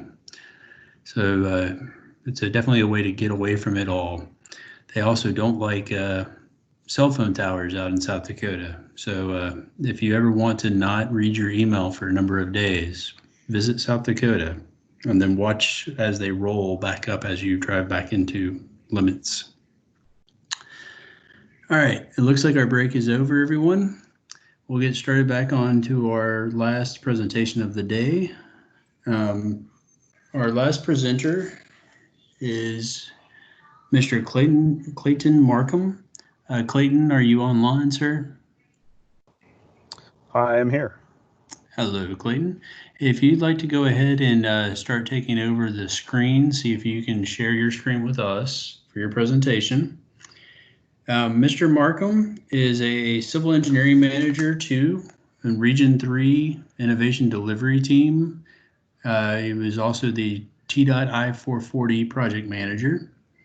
He had received his Bachelor's of Civil Engineering at Tennessee Tech University in 2008 and his Master's of Civil Engineering at UT Knoxville in 2012. He is currently pursuing an MBA at Tennessee Tech with an anticipated graduation in the spring of 2021. Clayton is a licensed civil engineer in the state of Tennessee, and in the 12 years that he's been with this Tennessee Department of Transportation, his first 5.5 years were with Headquarters Design. He spent 3.5 years in the Columbia Field Office and 3 years in Headquarters Construction for the I-440 project. His responsibilities included overseeing innovation delivery projects in Region 3 from the development through construction. Clayton, if you would like to go ahead and take over, we're very interested to hear about this fast track project through our state. All right, real quick before I get started, I just want to make sure that you can see the screen there. So I'm not. I can. All right, fantastic.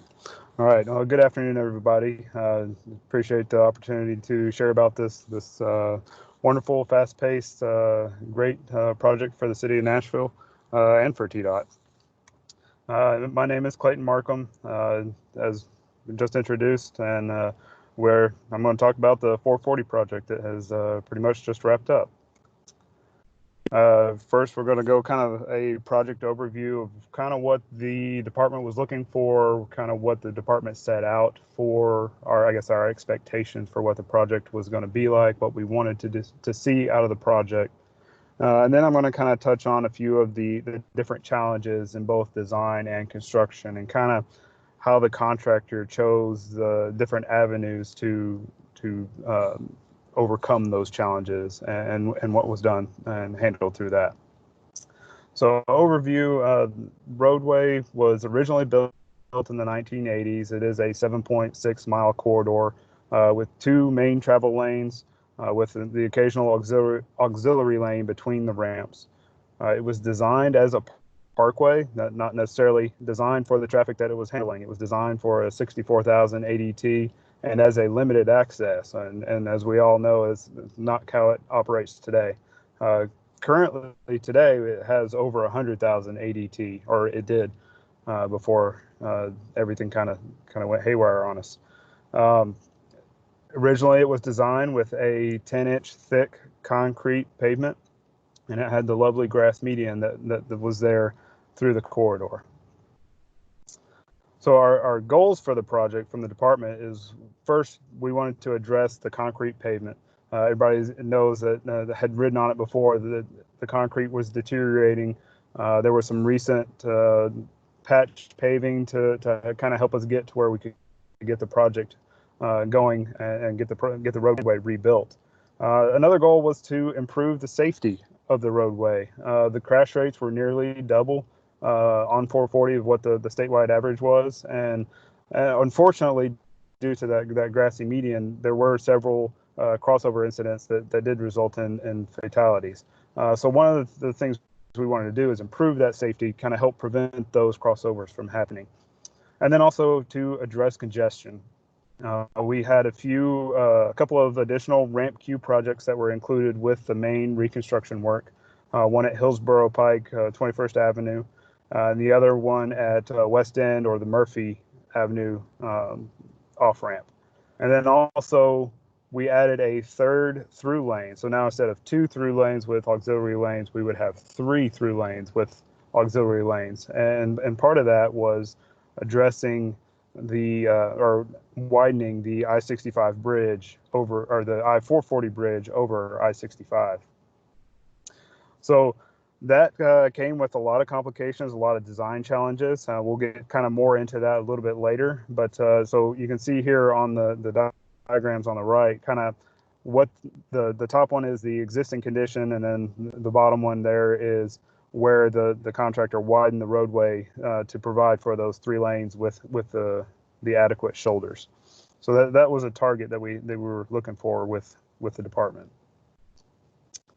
A couple of other kind of, let's say, ancillary things, but just kind of extra things that were not necessarily thrown in, but were addressed during the course of this project.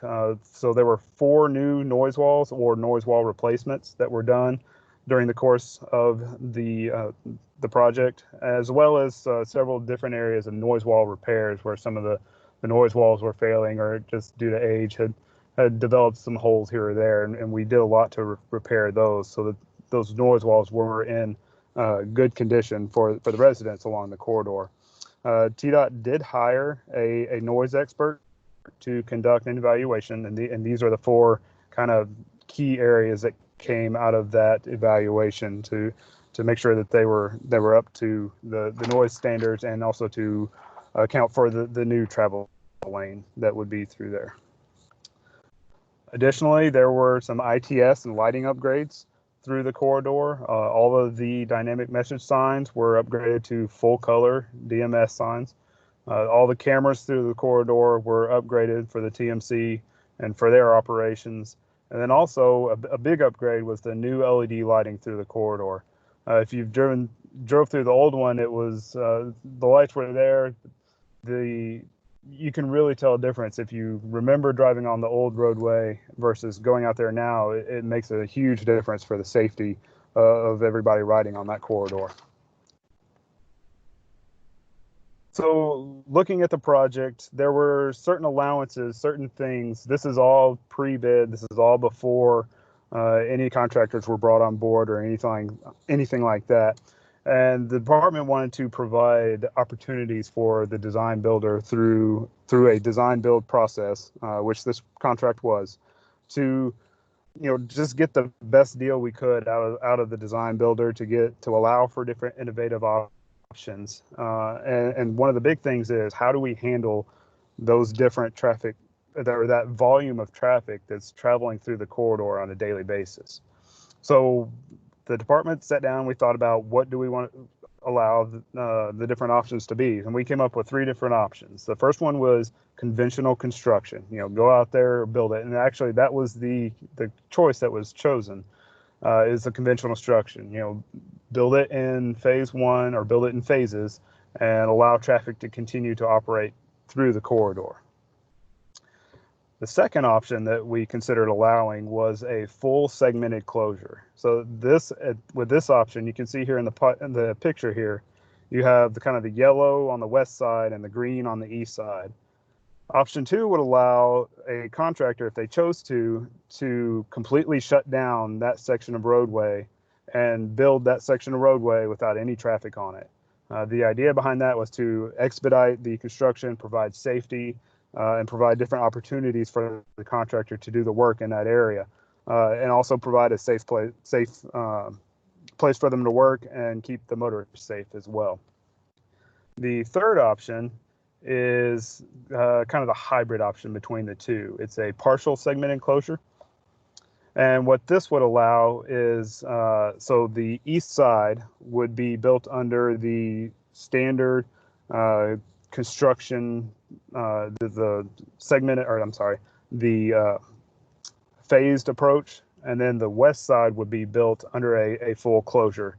And that would allow the contractor to get a little bit higher productivity, get everything done a lot more quickly. And looking at these, we did set up a few kind of time frames of when these would be expected to occur. With these segmented closures, we didn't want, we didn't allow for any overlap between the two closures. So really, we set up the time periods for one of them to be done, and then time periods for the other one done. The segment 1, the green section there you see on your screen, that was allotted 120 days to be reconstructed, and the segment 2, the yellow section there, that was allotted 180 days to be constructed. And then we also, if you see the little pink little sliver there in the middle of that picture, have allowed for 2 interchange closure for the weekend in order to do that widening work over I-65. We understood that there's a lot of complications with this interchange, and we fortunately had the foresight to say, yes, we understand that there's going to be a couple of times where we're going to have to do some work over this interstate. And so we did allow in the RFP for those two weekend closures. One of the interesting things is, out of, I believe we had 4 bidders on the project, we had all 3 options in the various bids. So it goes to show that, looks like they were viable options. The one that happened to win out was the conventional construction. And looking at those, and also looking at where the project is and the number of vehicles through the area and the importance of the project for the city of Nashville, there were some fairly unique liquidated damages that were set up for this contract. Lane closures, each lane was about $7,500 per hour per lane, and that the contractor was allowed to close lanes at night, although they did have to maintain 2 through lanes during the daytime hours. And so with that, that also played into the choice for the different traffic control option. So traffic control options 2 and 3 had an additional liquidated damage rate on there. If they didn't meet those 120 or 180 day time frames, then it was a $400,000 per calendar day liquidated damage. So this project didn't really have any incentives set up, but it did have some high disincentives to ensure that the project moved along and the contractor was motivated to get the work done timely.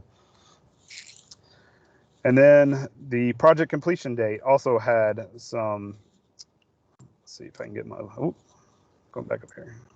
My little screen's in the way here. Project completion date also had some liquidated damage rates. The first 30 days, so if the contractor was 1 day late, it was a $100,000 per day liquidated damage rate. And then once you hit day 31, then it became a $400,000 per day liquidation rate. And fortunately, if you heard the news, we did not have to assess any of those. The contractor actually was able to finish a little bit ahead of schedule. And we'll touch on that a little bit more. Let's see. And sorry about that. Okay, so preparation. Once we had the contractor, which was Kiewit Infrastructure Southeast, and their designer was WSP. This design build project is DB 1701. Which, if you don't know, it kind of combines all of the portions of design and construction, or some of the portions of design, in with the construction phases in order to kind of help accelerate the project timeline. It was let for $152.9 million. That's close enough. You round out to say $153 million there. The winning bid did have 708 calendar days. Awarded on August 17th, that gave a July 24th, 2020, which actually happens to be today, completion date. And as I said earlier, the contractor was able to beat that timeline a little bit. So I talked earlier a little bit about the different traffic control configurations that the contractor, or the options that the contractor was allowed. Once the project was awarded, we knew which option was chosen, and the contractor started developing their plan for traffic control and how things were going to be handled and what they were going to look like. And this is their traffic control setup that they have. You can see here, phase 1 has traffic shifted to the outside on the existing shoulder and travelway in 2 11-foot lanes with a little bit of shoulder and a concrete median barrier while they rebuilt the inside. And then phase 2 kind of is the same thing on the other side. You have the traffic moved to the inside on the newly reconstructed roadway, and the contractor doing the work on the outside, separated by the concrete barrier. What does that look like in real life? Here's a picture of phase 1. You can see the work the contractor is doing in the middle with a new concrete barrier that replaces that grassy median that I mentioned earlier, and with traffic running on the outside where it was shifted to the outside and ran on the shoulder in the existing travel lanes. And then phase 2, where traffic is shifted into the middle and the contractor is doing the work on the outside. So in looking at this kind of early on, the department said, that's great, that's what we said, that's what we wanted. However, we're a little concerned. If you look here at phase 2, what happens if, or not if, but when somebody breaks down? What if somebody just runs out of gas, as they do occasionally on the roadway? Or what if there's just an accident, somebody rear-ends somebody else, which unfortunately happens from time to time? So what are we going to do? How's that going to be addressed? Because that's just going to cause a lot of problems that looks like it would anyways, because if somebody breaks down, there's really nowhere to go. There's no avenue to get out of the roadway there because you have the concrete barrier running down the roadway, both sides. So the department took a real aggressive incident management plan, incident management action, and really sat down. We developed an incident management document that said, this is what we're going to do in this case. This is what we're going to do in this case. Just trying to coordinate and help and make sure that when those incidents do occur, they're cleared as quickly as possible. The department did dedicate at least 2 or possibly more help trucks continuously they were dedicated to just the 440 corridor to go through the corridor and make sure that any of the incidents were cleared as quickly as possible. Another thing we did was also we reached out to a lot of the different organizations around Nashville, to the Office of Emergency Management, to the police department, fire department, the TDOT maintenance groups, and we sat down and we had some kind of in-person, what if meetings and some tabletop exercises to say, what are we going to do if there's an accident here? Or what are we going to do if there's a hazmat situation in this location? And we really kind of talked through a whole bunch of everybody's plans, everybody's ideas, and anybody's concerns that were going on for the corridor, so that we could make a concerted, coordinated effort to clear any incident pretty quickly. One of the interesting conversations came out of the MedCom, the Vanderbilt. So Vanderbilt has an off-site storage facility for their, and I guess a cleaning facility as well for their surgical equipment. And when they have a planned surgery, you know, they call in the day before. If they have an emergency one, they call in real quick and say, hey, we need this surgery pack to be delivered. We have this coming up in the next hour or so. And what they do is they load it up on the truck and they drive the truck over and, you know, deliver the surgery packs. So that's great, but you know, that if you think about where Vanderbilt is located, it's right there, not too far from I-440.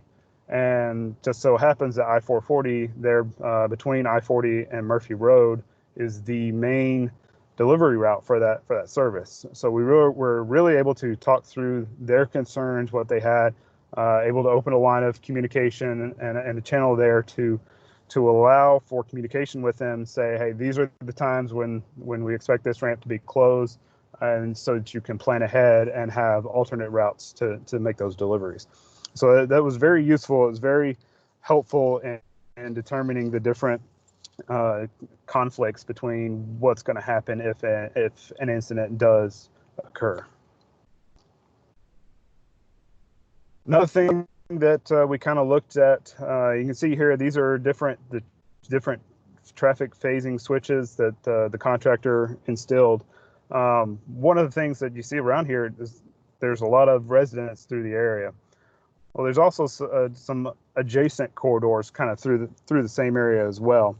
And there was a project with Metro Nashville and Arcadis help with TDOT, where we went in and added several different, they're called Bluetooth devices, the devices that track anonymously cell phone signals as the vehicle's moving from one corridor to another. And with that, they did some signal timing for some of these secondary routes that are adjacent to the 440 corridor. And through that, they were able to, you see the graph here, these are some travel times for Thompson Lane there. And these are both before and after. And you can see through the measurements, I don't have the volumes, but we did see an uptick. So you see the blue line there is the initial travel times for the different parts of the day. And you can see there, which is the before, and then the black is the after of that. And you can see that really, even with an uptick of travel, there was travel volumes. There was not really much of an impact on the travel times through those corridors. And a lot of that is in conjunction with the signal timing efforts and the measurements that were taken through that project. And it really helped as traffic diverted from the construction zone of I-440, really helped traffic to move through the rest of the city in an efficient manner. And kind of the last pre-work thing that we did was TDOT really had kind of a heavy PR reaction, or not reaction, but pro-action, if you would, to the project. We really wanted to reach out and let the community around the corridor know what was going on, let the citizens who travel through there frequently know what's going on. We put out several different informational videos, both before and during the project, so people were aware of kind of what's happening. We had a few community meetings where we went out and answered questions that any individual had, kind of through the project. How's this going to affect me? What are we going to do? We live right next door. How's this going to affect us? And we really just kind of went out and messaged, what the expectations for the project were. And we also allowed the citizens to sign up for an email update. Kind of if you wanted to, you could go out and you sign up and we send out updates. I believe they were either bi-weekly or once a month, kind of what to expect over the next month, what's going to happen, what the contractor's planning, and just so people were aware of what was going on the project.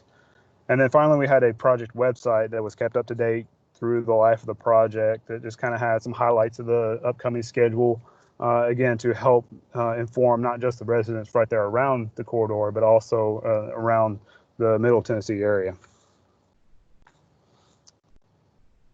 So getting a little more specific, we talked a little bit. This is a design build, contract. So the contractor not only has to design it, they have to build it after they design it. So there were some kind of specific challenges for the corridor. One, obviously, is the compressed time to completely design a project within a 708-day. Just to design it in 708 days is really a feat, but also to design it and build it is even more impressive. Another challenge was the submittals. How do we handle the submittals that the contractor has to provide to us to ensure that the department's expectations and reviews are met and the requirements on those design reviews are met. And then also in the design process, there were a few design exceptions that were identified early on, prior to the contractor coming on board that had to be worked through and be accounted for.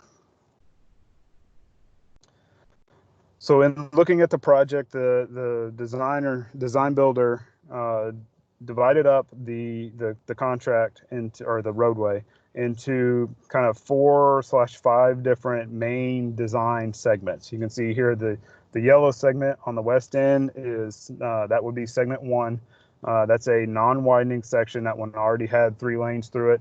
It was just kind of a rebuild, kind of a short section that was used really kind of as a litmus test for the design process and how to go through due to its smaller size.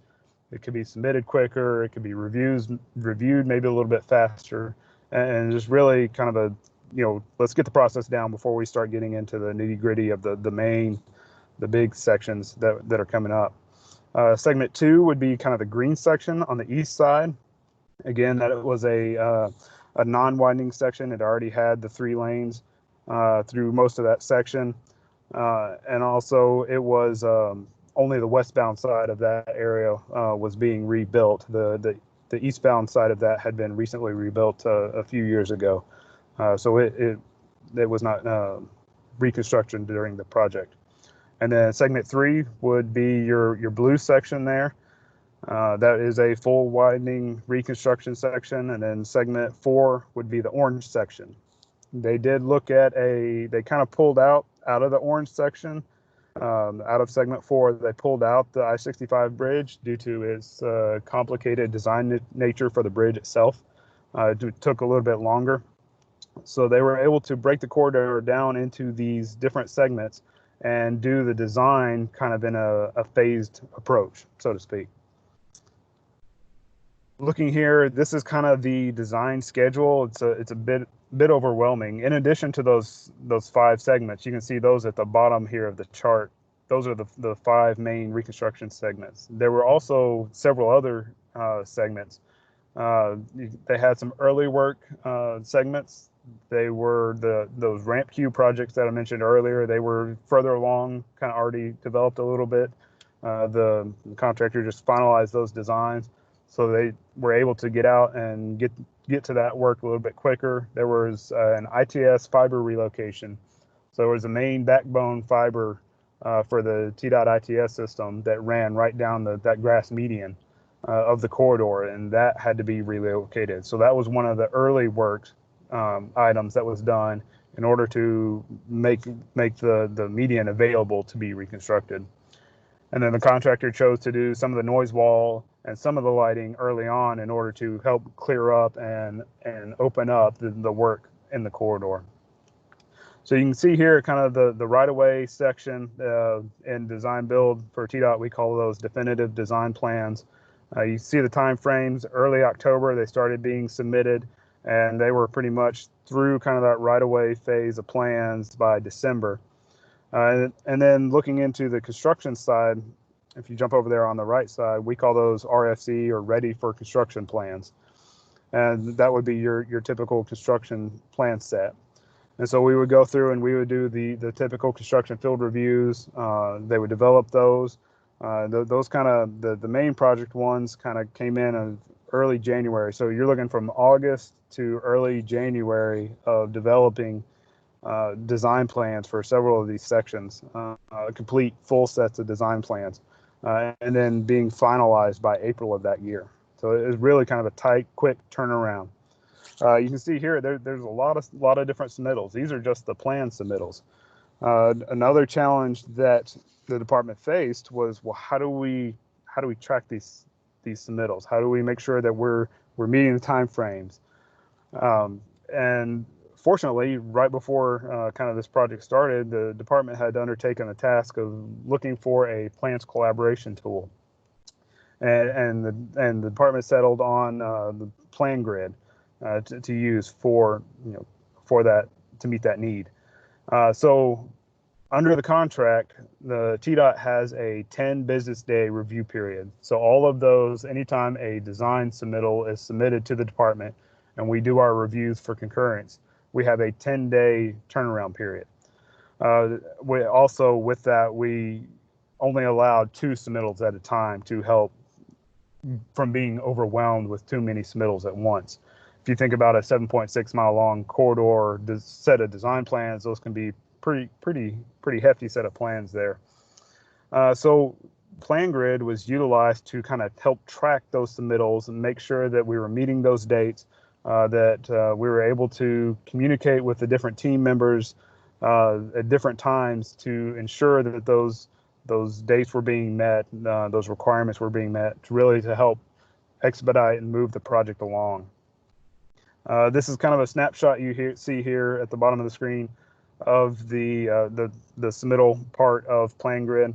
To date, we've had over 382 submittals. That includes, progress estimate payments, all the design plans, any of the management plans that the contractor has, any design changes that they had during construction. So a lot of different submittals, and they were all run through here and to track and to document the different documents and different plan sets. If you see that number there, that plan sheets number is 8,837. It's a lot of plan sheets and it's a lot to review in a very short period of time. I will say that that's not the full thickness of the plans. That is any plan sheet that was added. So if you had a revised set that was added to that adds to that total. So it's not an 8,000 plan sheet set of plans. It's a little bit smaller than that, but over the course of the project, that's the number of plan sheets that were added to the project to be reviewed by the department. And also, we had over 60 plus team members. We had so one of the things that we did have on the project was we had an owner's rep, which was Arcadis, for this project, that helped us, allowed us to review these things. They participated in the design reviews to make sure that all the requirements were met, and they also helped tremendously through the life of the corridor, or through the life of the project, to ensure that the RFP requirements were being met and different things like that. So PlanGrid really helped us to easily communicate with the different groups, and there's a lot of different groups. You have the traffic division, you have structures divisions, you have design personnel, you have construction personnel, you have management personnel that need to see different various things, and not everybody needs to see everything at one time. And everybody needs to see just kind of what they need to see at that time in order to make their review and approval or concurrence with whatever is coming through. And so PlanGrid really allowed us a good avenue to get all that, to track it, to make sure our timelines were met. You can see here at the bottom there's one overdue submittal there, and so it really it says, hey, it reminds you on a frequent basis that, hey, you really have a lot, or you have this coming up. You really need to be mindful, and it allows for a follow-up to get those submittals done and turn back to the contractor in a timely manner. Design exceptions. So there were 2 design exceptions that were pre-approved for the corridor. One was the stopping site distance at 2 locations, and the other was a super elevation at 1 location. So location 1 is west of 21st Avenue, Hillsborough Road interchange. The full design standard required a 537-foot stopping site distance. I believe the design speed was 60 miles an hour, and the design exception was approved for 55, which gave us that 468-foot stopping site distance for the existing condition that was out there. So that was one design exception that had to be worked around and ensure that those, during the design process, those minimums were met. And then also location 2 was kind of underneath the Belmont overpass. It's kind of had the same stopping site distance requirements, as well as the full super required a 7.8%, but the existing was only 6%. So some of the things that limited changing those was the vertical clearance between the existing roadway and the bottom of the bridge was one limiting factor that didn't allow to meet those full standards. And the other limiting requirement was actually if you dug down underneath that, you ended up running into the bridge foundation for that center pier, and so you weren't able to make that transition. So we had to work through these design exceptions and get them cleared up and make sure that those were met. If you look here at this plan sheet, you can kind of clearly see what the problem is. These are the plan sheets that you see here was kind of really the early preliminary design of the project. And so you can see the red line there is the stopping site distance. Well, you can't really see through a concrete wall very well. So there were several different design aspects that were done to help mitigate this and meet those design requirements. One of them was that inside shoulder there on that bottom, which is the eastbound side, was widened. Instead of a 12, it was out to a 20-foot shoulder section, as well as the concrete median barrier there underneath Belmont Boulevard was designed as a bifurcated wall. So on the westbound side, it was a 51-inch concrete barrier wall there. But as they came around on the bottom side, they were able to design the wall such that it was down to a 32-inch wall, which is easier to see over and allowed to help allow for that site distance requirement to be met. So if you drive through the corridor and you see that, I would say, I wonder why they did that funny thing on that wall through there, and that's the reason why. So other requirements that also took place during that really kind of tight time frame of design is the survey had to be verified for accuracy by the design builder.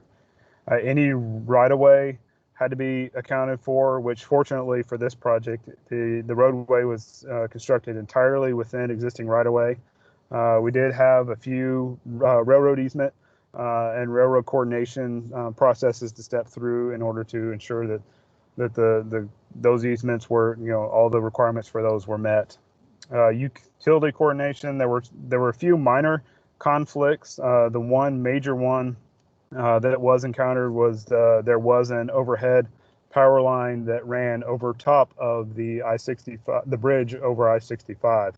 So it was a real tall power line, and the contractor coordinated with NES and was able to get those lines relocated in a fairly quick manner. Geotech, the roadway and structures investigations, those went on through the process and were handled by the design builder. There were some rockfall mitigation, so some minor scaling and a little bit of I guess a shotcrete protection for some of those rock faces through the corridor. And then the contractor also had to do any environmental permits, which fortunately for this project only required an NPDES permit for water quality. So those were some of the design challenges that were faced, that were encountered, that were really worked through on a quick time frame, meeting all the requirements that they had to meet, and getting everything ready for construction. So some of the construction challenges that were encountered through the project were, again, compressed time. It's 708 calendar days to rebuild a 7.6 mile long corridor while maintaining traffic through the corridor and design it. It was really kind of a challenging feat. There were some material challenges. You've got a lot of existing concrete. What do you do with that? You got new asphalt coming in. You know, what are we going to do with all the different material? And then the kind of the big schedule driver is the I-65, the bridge. Sorry, let me try that again. The I-440 bridge over I-65. So those are kind of the three things we're going to cover here. Schedule-wise, the timeline. So those early work packages that I talked about, that work really began in December of 2018. The first major traffic shifts, you saw those different shifts I talked about a little bit earlier. Those occurred over the month of March of 2019. So it took about a month to get the entire corridor shifted out to the outside phase one traffic. Once that was done in April and then on through, so really from April to September, the contractor went in and tore out all that grass median, graded it, did what they needed to do, repaved the roadway, and pretty much completed phase one about September of 2019. So that's pretty impressive. That's a real tight time frame to get to rebuild an entire phase one of a roadway. And then they were able to switch traffic through September, August timeframes, and then build phase two, which for the most part was completed in about May 2020.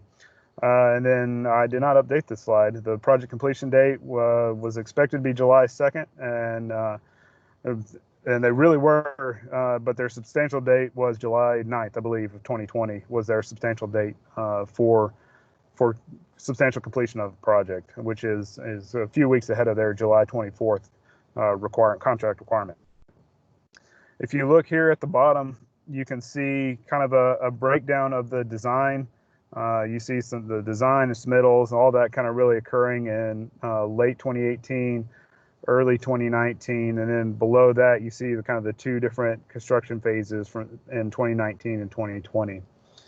If you look over here to the right, that there on the right is the two different construction phases. So you have phase one, which is the top section, and then kind of below the bold line there is phase two. So you can see as phase one kind of finishes up, phase two is kind of really kicking off almost immediately right after that.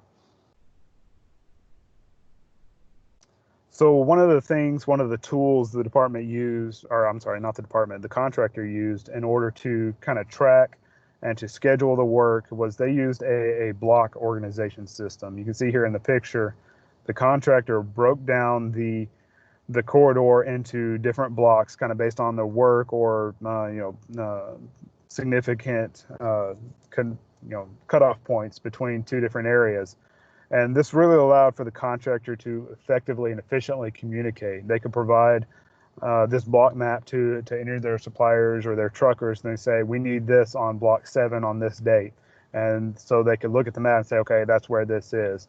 And it really allowed them, the construction train, to kind of keep moving through the process without the workers kind of stumbling over each other. You're not trying to pave or put base stone down in the same place. You're trying to put storm drain down. You know where each one's working, and you can communicate that really efficiently and effectively.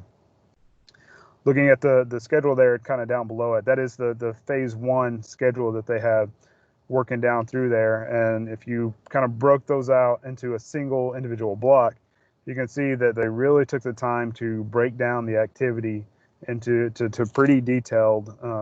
It's a pretty detailed schedule for each activity that occurred within each block. And so the contractor was really able to kind of track where each of those blocks were and schedule their work out in a timely manner.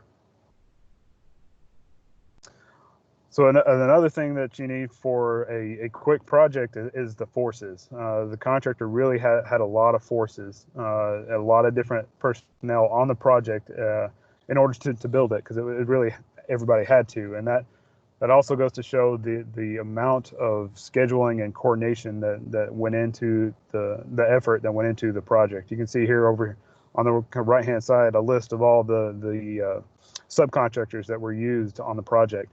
And these are both actual construction subcontractors and design subcontractors that were used, or I guess design sub-consultants. So for peak staff, at any one time, Kiewit Infrastructure had 45 different engineers and staff on site. And they also had 150 of their own craft personnel. on the project working at the peak of when they were working out there. And then 50 plus subcontractors, anything from design, engineering, ITS lighting, asphalt, traffic control, concrete working, the pavement marking, all of that had to be coordinated through really a lot through this block system and the efforts of the contractor. So kind of what does this look like?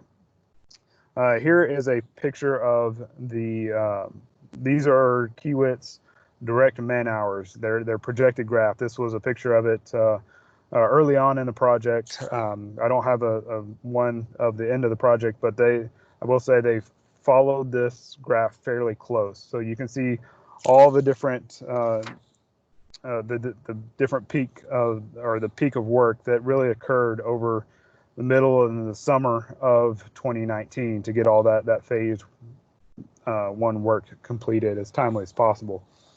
So if you were to take, say a 10-hour day, 6 days per week, and 10 individuals. So let's say your crew size, you have 10 individuals, and they work 10 hours a day, 6 days a week, which is about what the contractor worked with. That one crew would accrue about 600 man hours, and that falls right here where this red line is. So you can really see that really gives you kind of the impression of how many man hours. So each of these bars is a week time frame. So you can see at peak time frame they're up over 8,000 man hours in a week, which is really significant. That's a lot of people, a lot of coordination that went on to direct all these people to get the work done and get it done safely as well. And then if you look financially at what that looks like, just kind of scheduling out the progress through the course of the project, you can see kind of the blue here is the planned values, what the contractor had planned to earn each month, and the orange values are what the work that was actually completed. While it may not look super impressive, if you look closer, if you look at those numbers, if you get there kind of towards the middle in the July timeframe, you're looking at $15 million of work done within 1 month. And that's sustained over several months. You're over $10 million worth of work over 4 or 5 months. So really goes to show the amount of work, the amount of effort that was put into the project in a really short time frame. So looking here at the kind of the schedule progression, I've got a series of pictures that will just kind of show you how the project was built. And I'll talk through them. I'm not sure how the connectivity will work. So if you don't see the picture while I'm talking, then hopefully it'll catch up. But so you can see the contractor started with phase one with the drainage work, the continued working, that a lot of times they even worked in the rain. You can see that they continued that progress and then came through subgrade with the project. Paving followed right after that, followed by the concrete median barrier with traffic switches occurring over time. And once traffic had made that switch, they were able to begin the work on the outside. It's kind of the same process: drainage, subgrade work, paving, and restriping. And then finally, you have kind of the whole corridor that's getting ready to be paved, and then the final surface paving that shows up. So that's kind of a quick run through of kind of the progress of how the project was really built. That's kind of 20 months down into 20 seconds there. So another challenge was material. So there's a lot of that existing concrete that was there so you had the option, you could go in and you could just take it out, but then you have trucking problems, you have where do I do with all that material, it gets complicated really quickly. And so the contractor chose to go through and do a rubblization process. So they presented that early on in the project, and it was approved by the department. And basically what they did is they just went in and they crushed the concrete there in place using a machine like this. By Antigo is the company that came in and did it. And it's just a lot of hydraulic hammers on the back of this machine. And they just run through and they pulverize the concrete. We have certain specs. I believe they were minimum or maximum of 3 inches on top and a maximum again of 12 inches on the bottom. This was the kind of one of the test runs that we did where we came in and dug a test pit after they had gone through to make sure that they were meeting those requirements. So a lot of the corridor where they could, they went through and they rubbleized these sections and then paved over top of them. So some of the areas they couldn't do that. And those were the areas that went either tied into an existing structure or went underneath an existing structure. In order to maintain those vertical clearances, they weren't able to utilize that rubbleization process. And so it really enabled the contractor to save time, to move quickly. They didn't have to take the time to take it out, haul it off, redo the subgrade. They were able to break up what was there in place. The machine moves about 500 to 700 linear feet per hour and does a full 12-foot lane in one pass. And it also saved them a lot of money. They didn't have to haul it off, and it also allowed for a reduction in the number of trucks that were out there entering and exiting the work zone because they didn't have to haul that material off. So it really proved to be a very big benefit to the contractor, but it's also a benefit in that it helps the project to be a very green project, to reuse a lot of the material that was out there. So what did they do with the material that they couldn't rubbleize and leave in place due to those vertical clearances or vertical tie-ins? So the contractor actually came out and had a very good idea of reutilizing that material in recycled concrete aggregate, or RCA. So they came out and they built some pads. They brought out a rock crusher, and they took and they stockpiled all of the existing roadway. You can see that in a picture that's kind of behind the pink shoulders there. Those shoulders were not thick enough to rubbleize or to allow traffic to maintain or to run over. So on the inside shoulders through the entire corridor had to come out. And also the other areas where they had to adjust for those grade differences had to come out as well.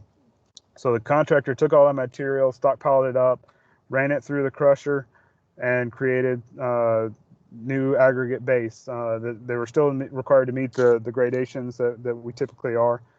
And so they stockpiled that material, and they were able to reuse it back in as base for the corridor. So again, it was still a very green, environmentally friendly process of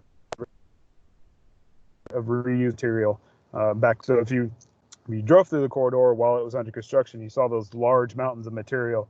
You say, what happened to all that material? Well, it was just reused and put back in place underneath the roadway. And then finally, the I-65 flyover. You can see here, I've got a lot of pictures here looking at it. The bridge was built on the widened section was built on 5 drilled shafts. Each of those shafts were 7 feet in diameter and anywhere from 20 to 40 feet down deep underneath the drilled shafts were. The columns are anywhere from 40 to 60 feet high. And that's to the bottom of the cap, and the cap itself is another 8 feet tall. So you're looking anywhere from 48 or 50 to about 70 feet tall up in the air. You can see the work there. The picture on the left is the work of putting in those drilled shafts, and the picture there on the right is the formwork for the cap this is being installed there. This set of pictures shows the steel girders that were put in. So the bridge itself is over 1,000 feet long, and with that, you can see the very middle there, the middle section. The picture on the right really highlights it. The blue little streak through there. That's the gap between the 2 bridges. So you really have 2 bridges that kind of share a substructure, so to speak. But that gap there is only 9 inches between there. So between the back of the concrete parapets on top, it's about 9 inch gap through there. Each of these beams, each of these girders put in place was about 6 feet tall, and with a total weight of 1,200 tons or 2.4 million pounds of steel that had to be set over I-65. And as I mentioned, the total span of the bridge there is over 1,000 feet. And when they set the girders, the first side they set, and they set it right on the end of the bearing. And by the time they got all the way across that 1,000 feet, they were that close to where they needed to be, which was really impressive for me. I mean, it's real close, within half an inch there. So looking at the bridge, this is kind of the superstructure you see on the left-hand side. This is a kind of a pre-condition after they had removed the old parapet. And then on the right-hand side, you see the final condition. One of the things that that's really highlighted in this is the complex geometry of the road itself, not to mention all the other bridges and roadways underneath it. So one of the big challenges that really had to be overcome is, well, how do we build this? This bridge has vertical curvature, horizontal curvature, and both sides are super elevated, but not to where they will meet in the middle. So it's very complicated geometry of the bridge. Plus, we're 60 plus feet in the air over I-65 and all the other bridges underneath it. How do you build it? Here's another view looking down over it that shows all the other bridges and roadways and everything underneath it. Kind of shows that horizontal curvature in the roadway as well. The contractor came up with the plan of a gantry crane. So what they would do is, they purchased these cranes to come out, and they would roll along the existing bridges, and they were able to pick up from the existing bridge. If you look at the picture behind, you really don't have any place to set a conventional crane to do the work, and you really can't reach over live traffic with a crane to do that work either. So this really was a unique solution kind of to the problem there. And that drawing you see there is a 2-scale drawing, just to give you an idea of kind of really the magnitude of the cranes themselves.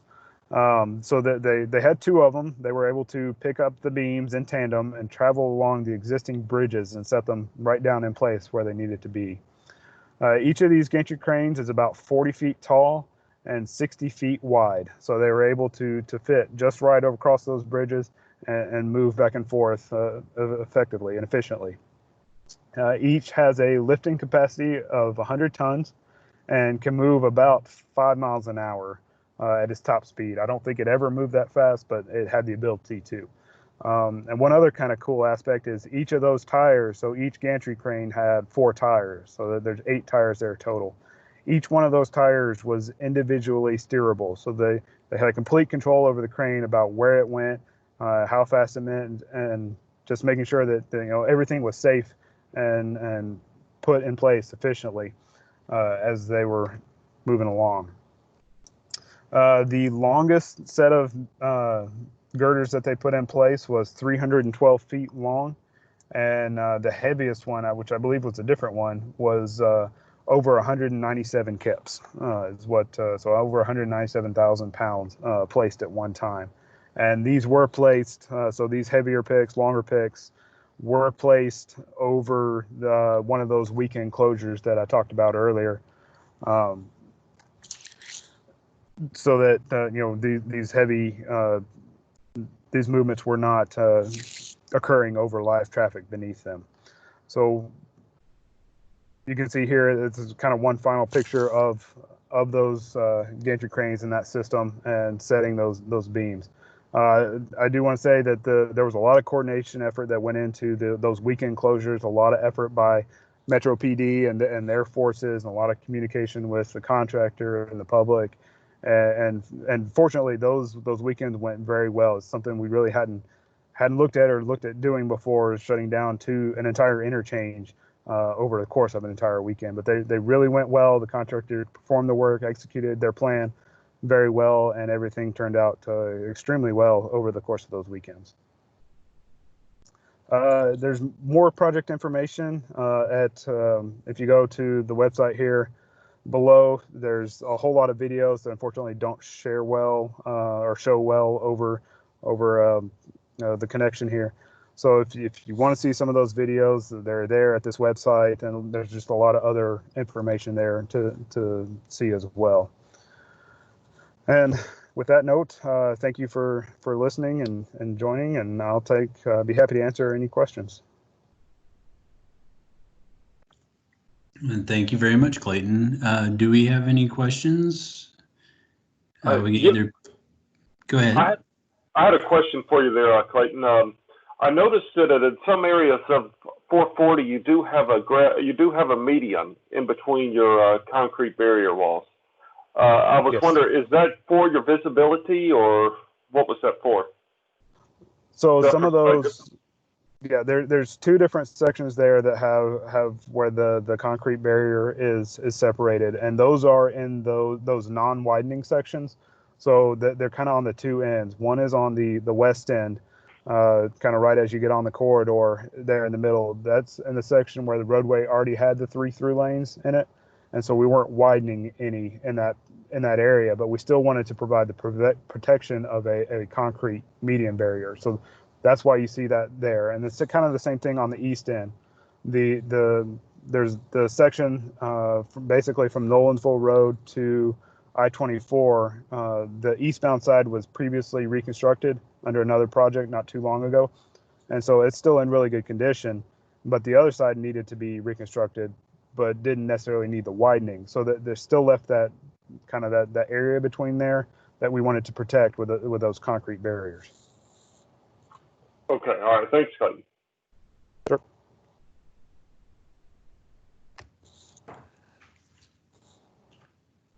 Do we have any other questions from the group? You can either put them in the chat box, or you can go ahead and speak out.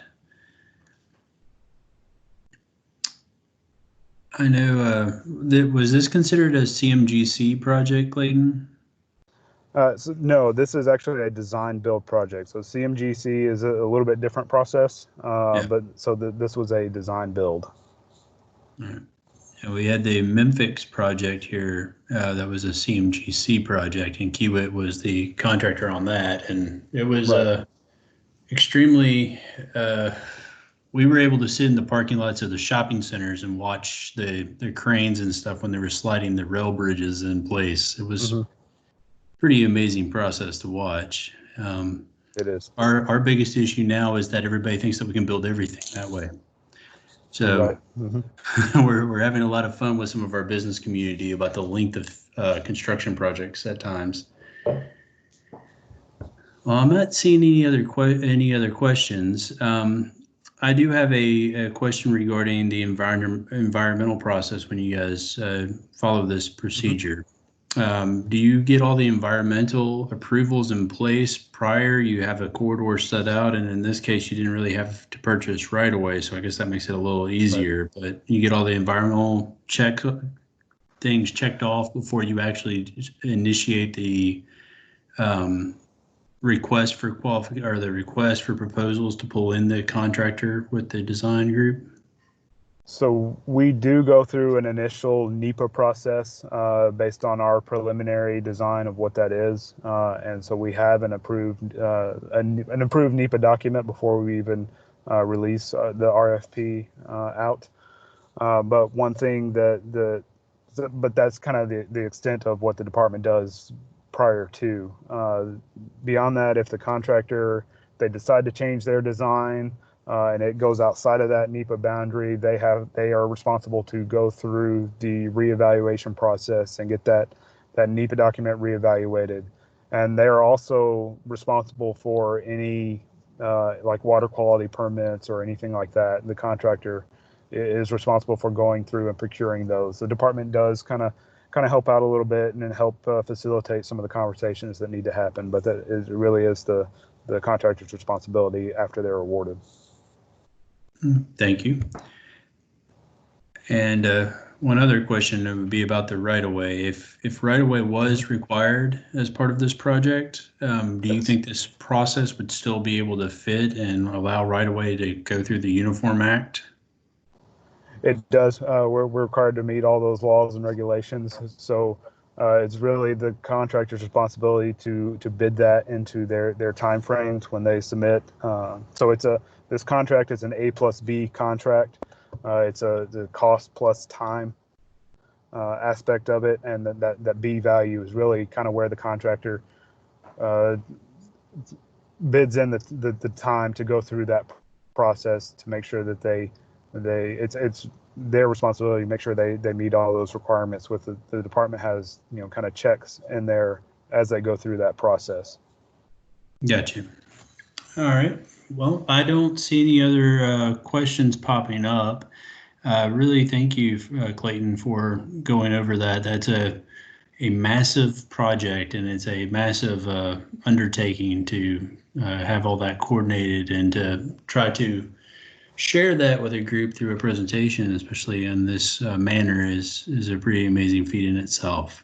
So I definitely appreciate you taking the time to speak with us today. Well, thank you. I appreciate the opportunity. Well, this is the end of our TSITE summer virtual meeting. I do not have much else to say other than, we'll be working towards the fall meeting, and we're going to work real hard on having the summer meeting in Gatlinburg next year, and really putting together a wonderful program and a wonderful event for everybody. I know my daughter, I think, is probably one of the most excited people that I talk to that's looking forward to next summer and seeing Gatlinburg. So I look forward to seeing all of you guys again. Mr. Nathan, do you want to take over now and close us out for the day? Sure. Just thank everybody again for hanging on with us, and let you know too, we'll probably send out some information on your PDHs. I know that's important for everybody, and look forward to seeing you sometime in person. Definitely it's summer, and hopefully it's winter meeting. So thank you for your time, and y'all have a great day. With that, we'll close. All right. Bye, everyone. Bye. Bye. Thanks. Have a great See ya. You too. Bye. Echo.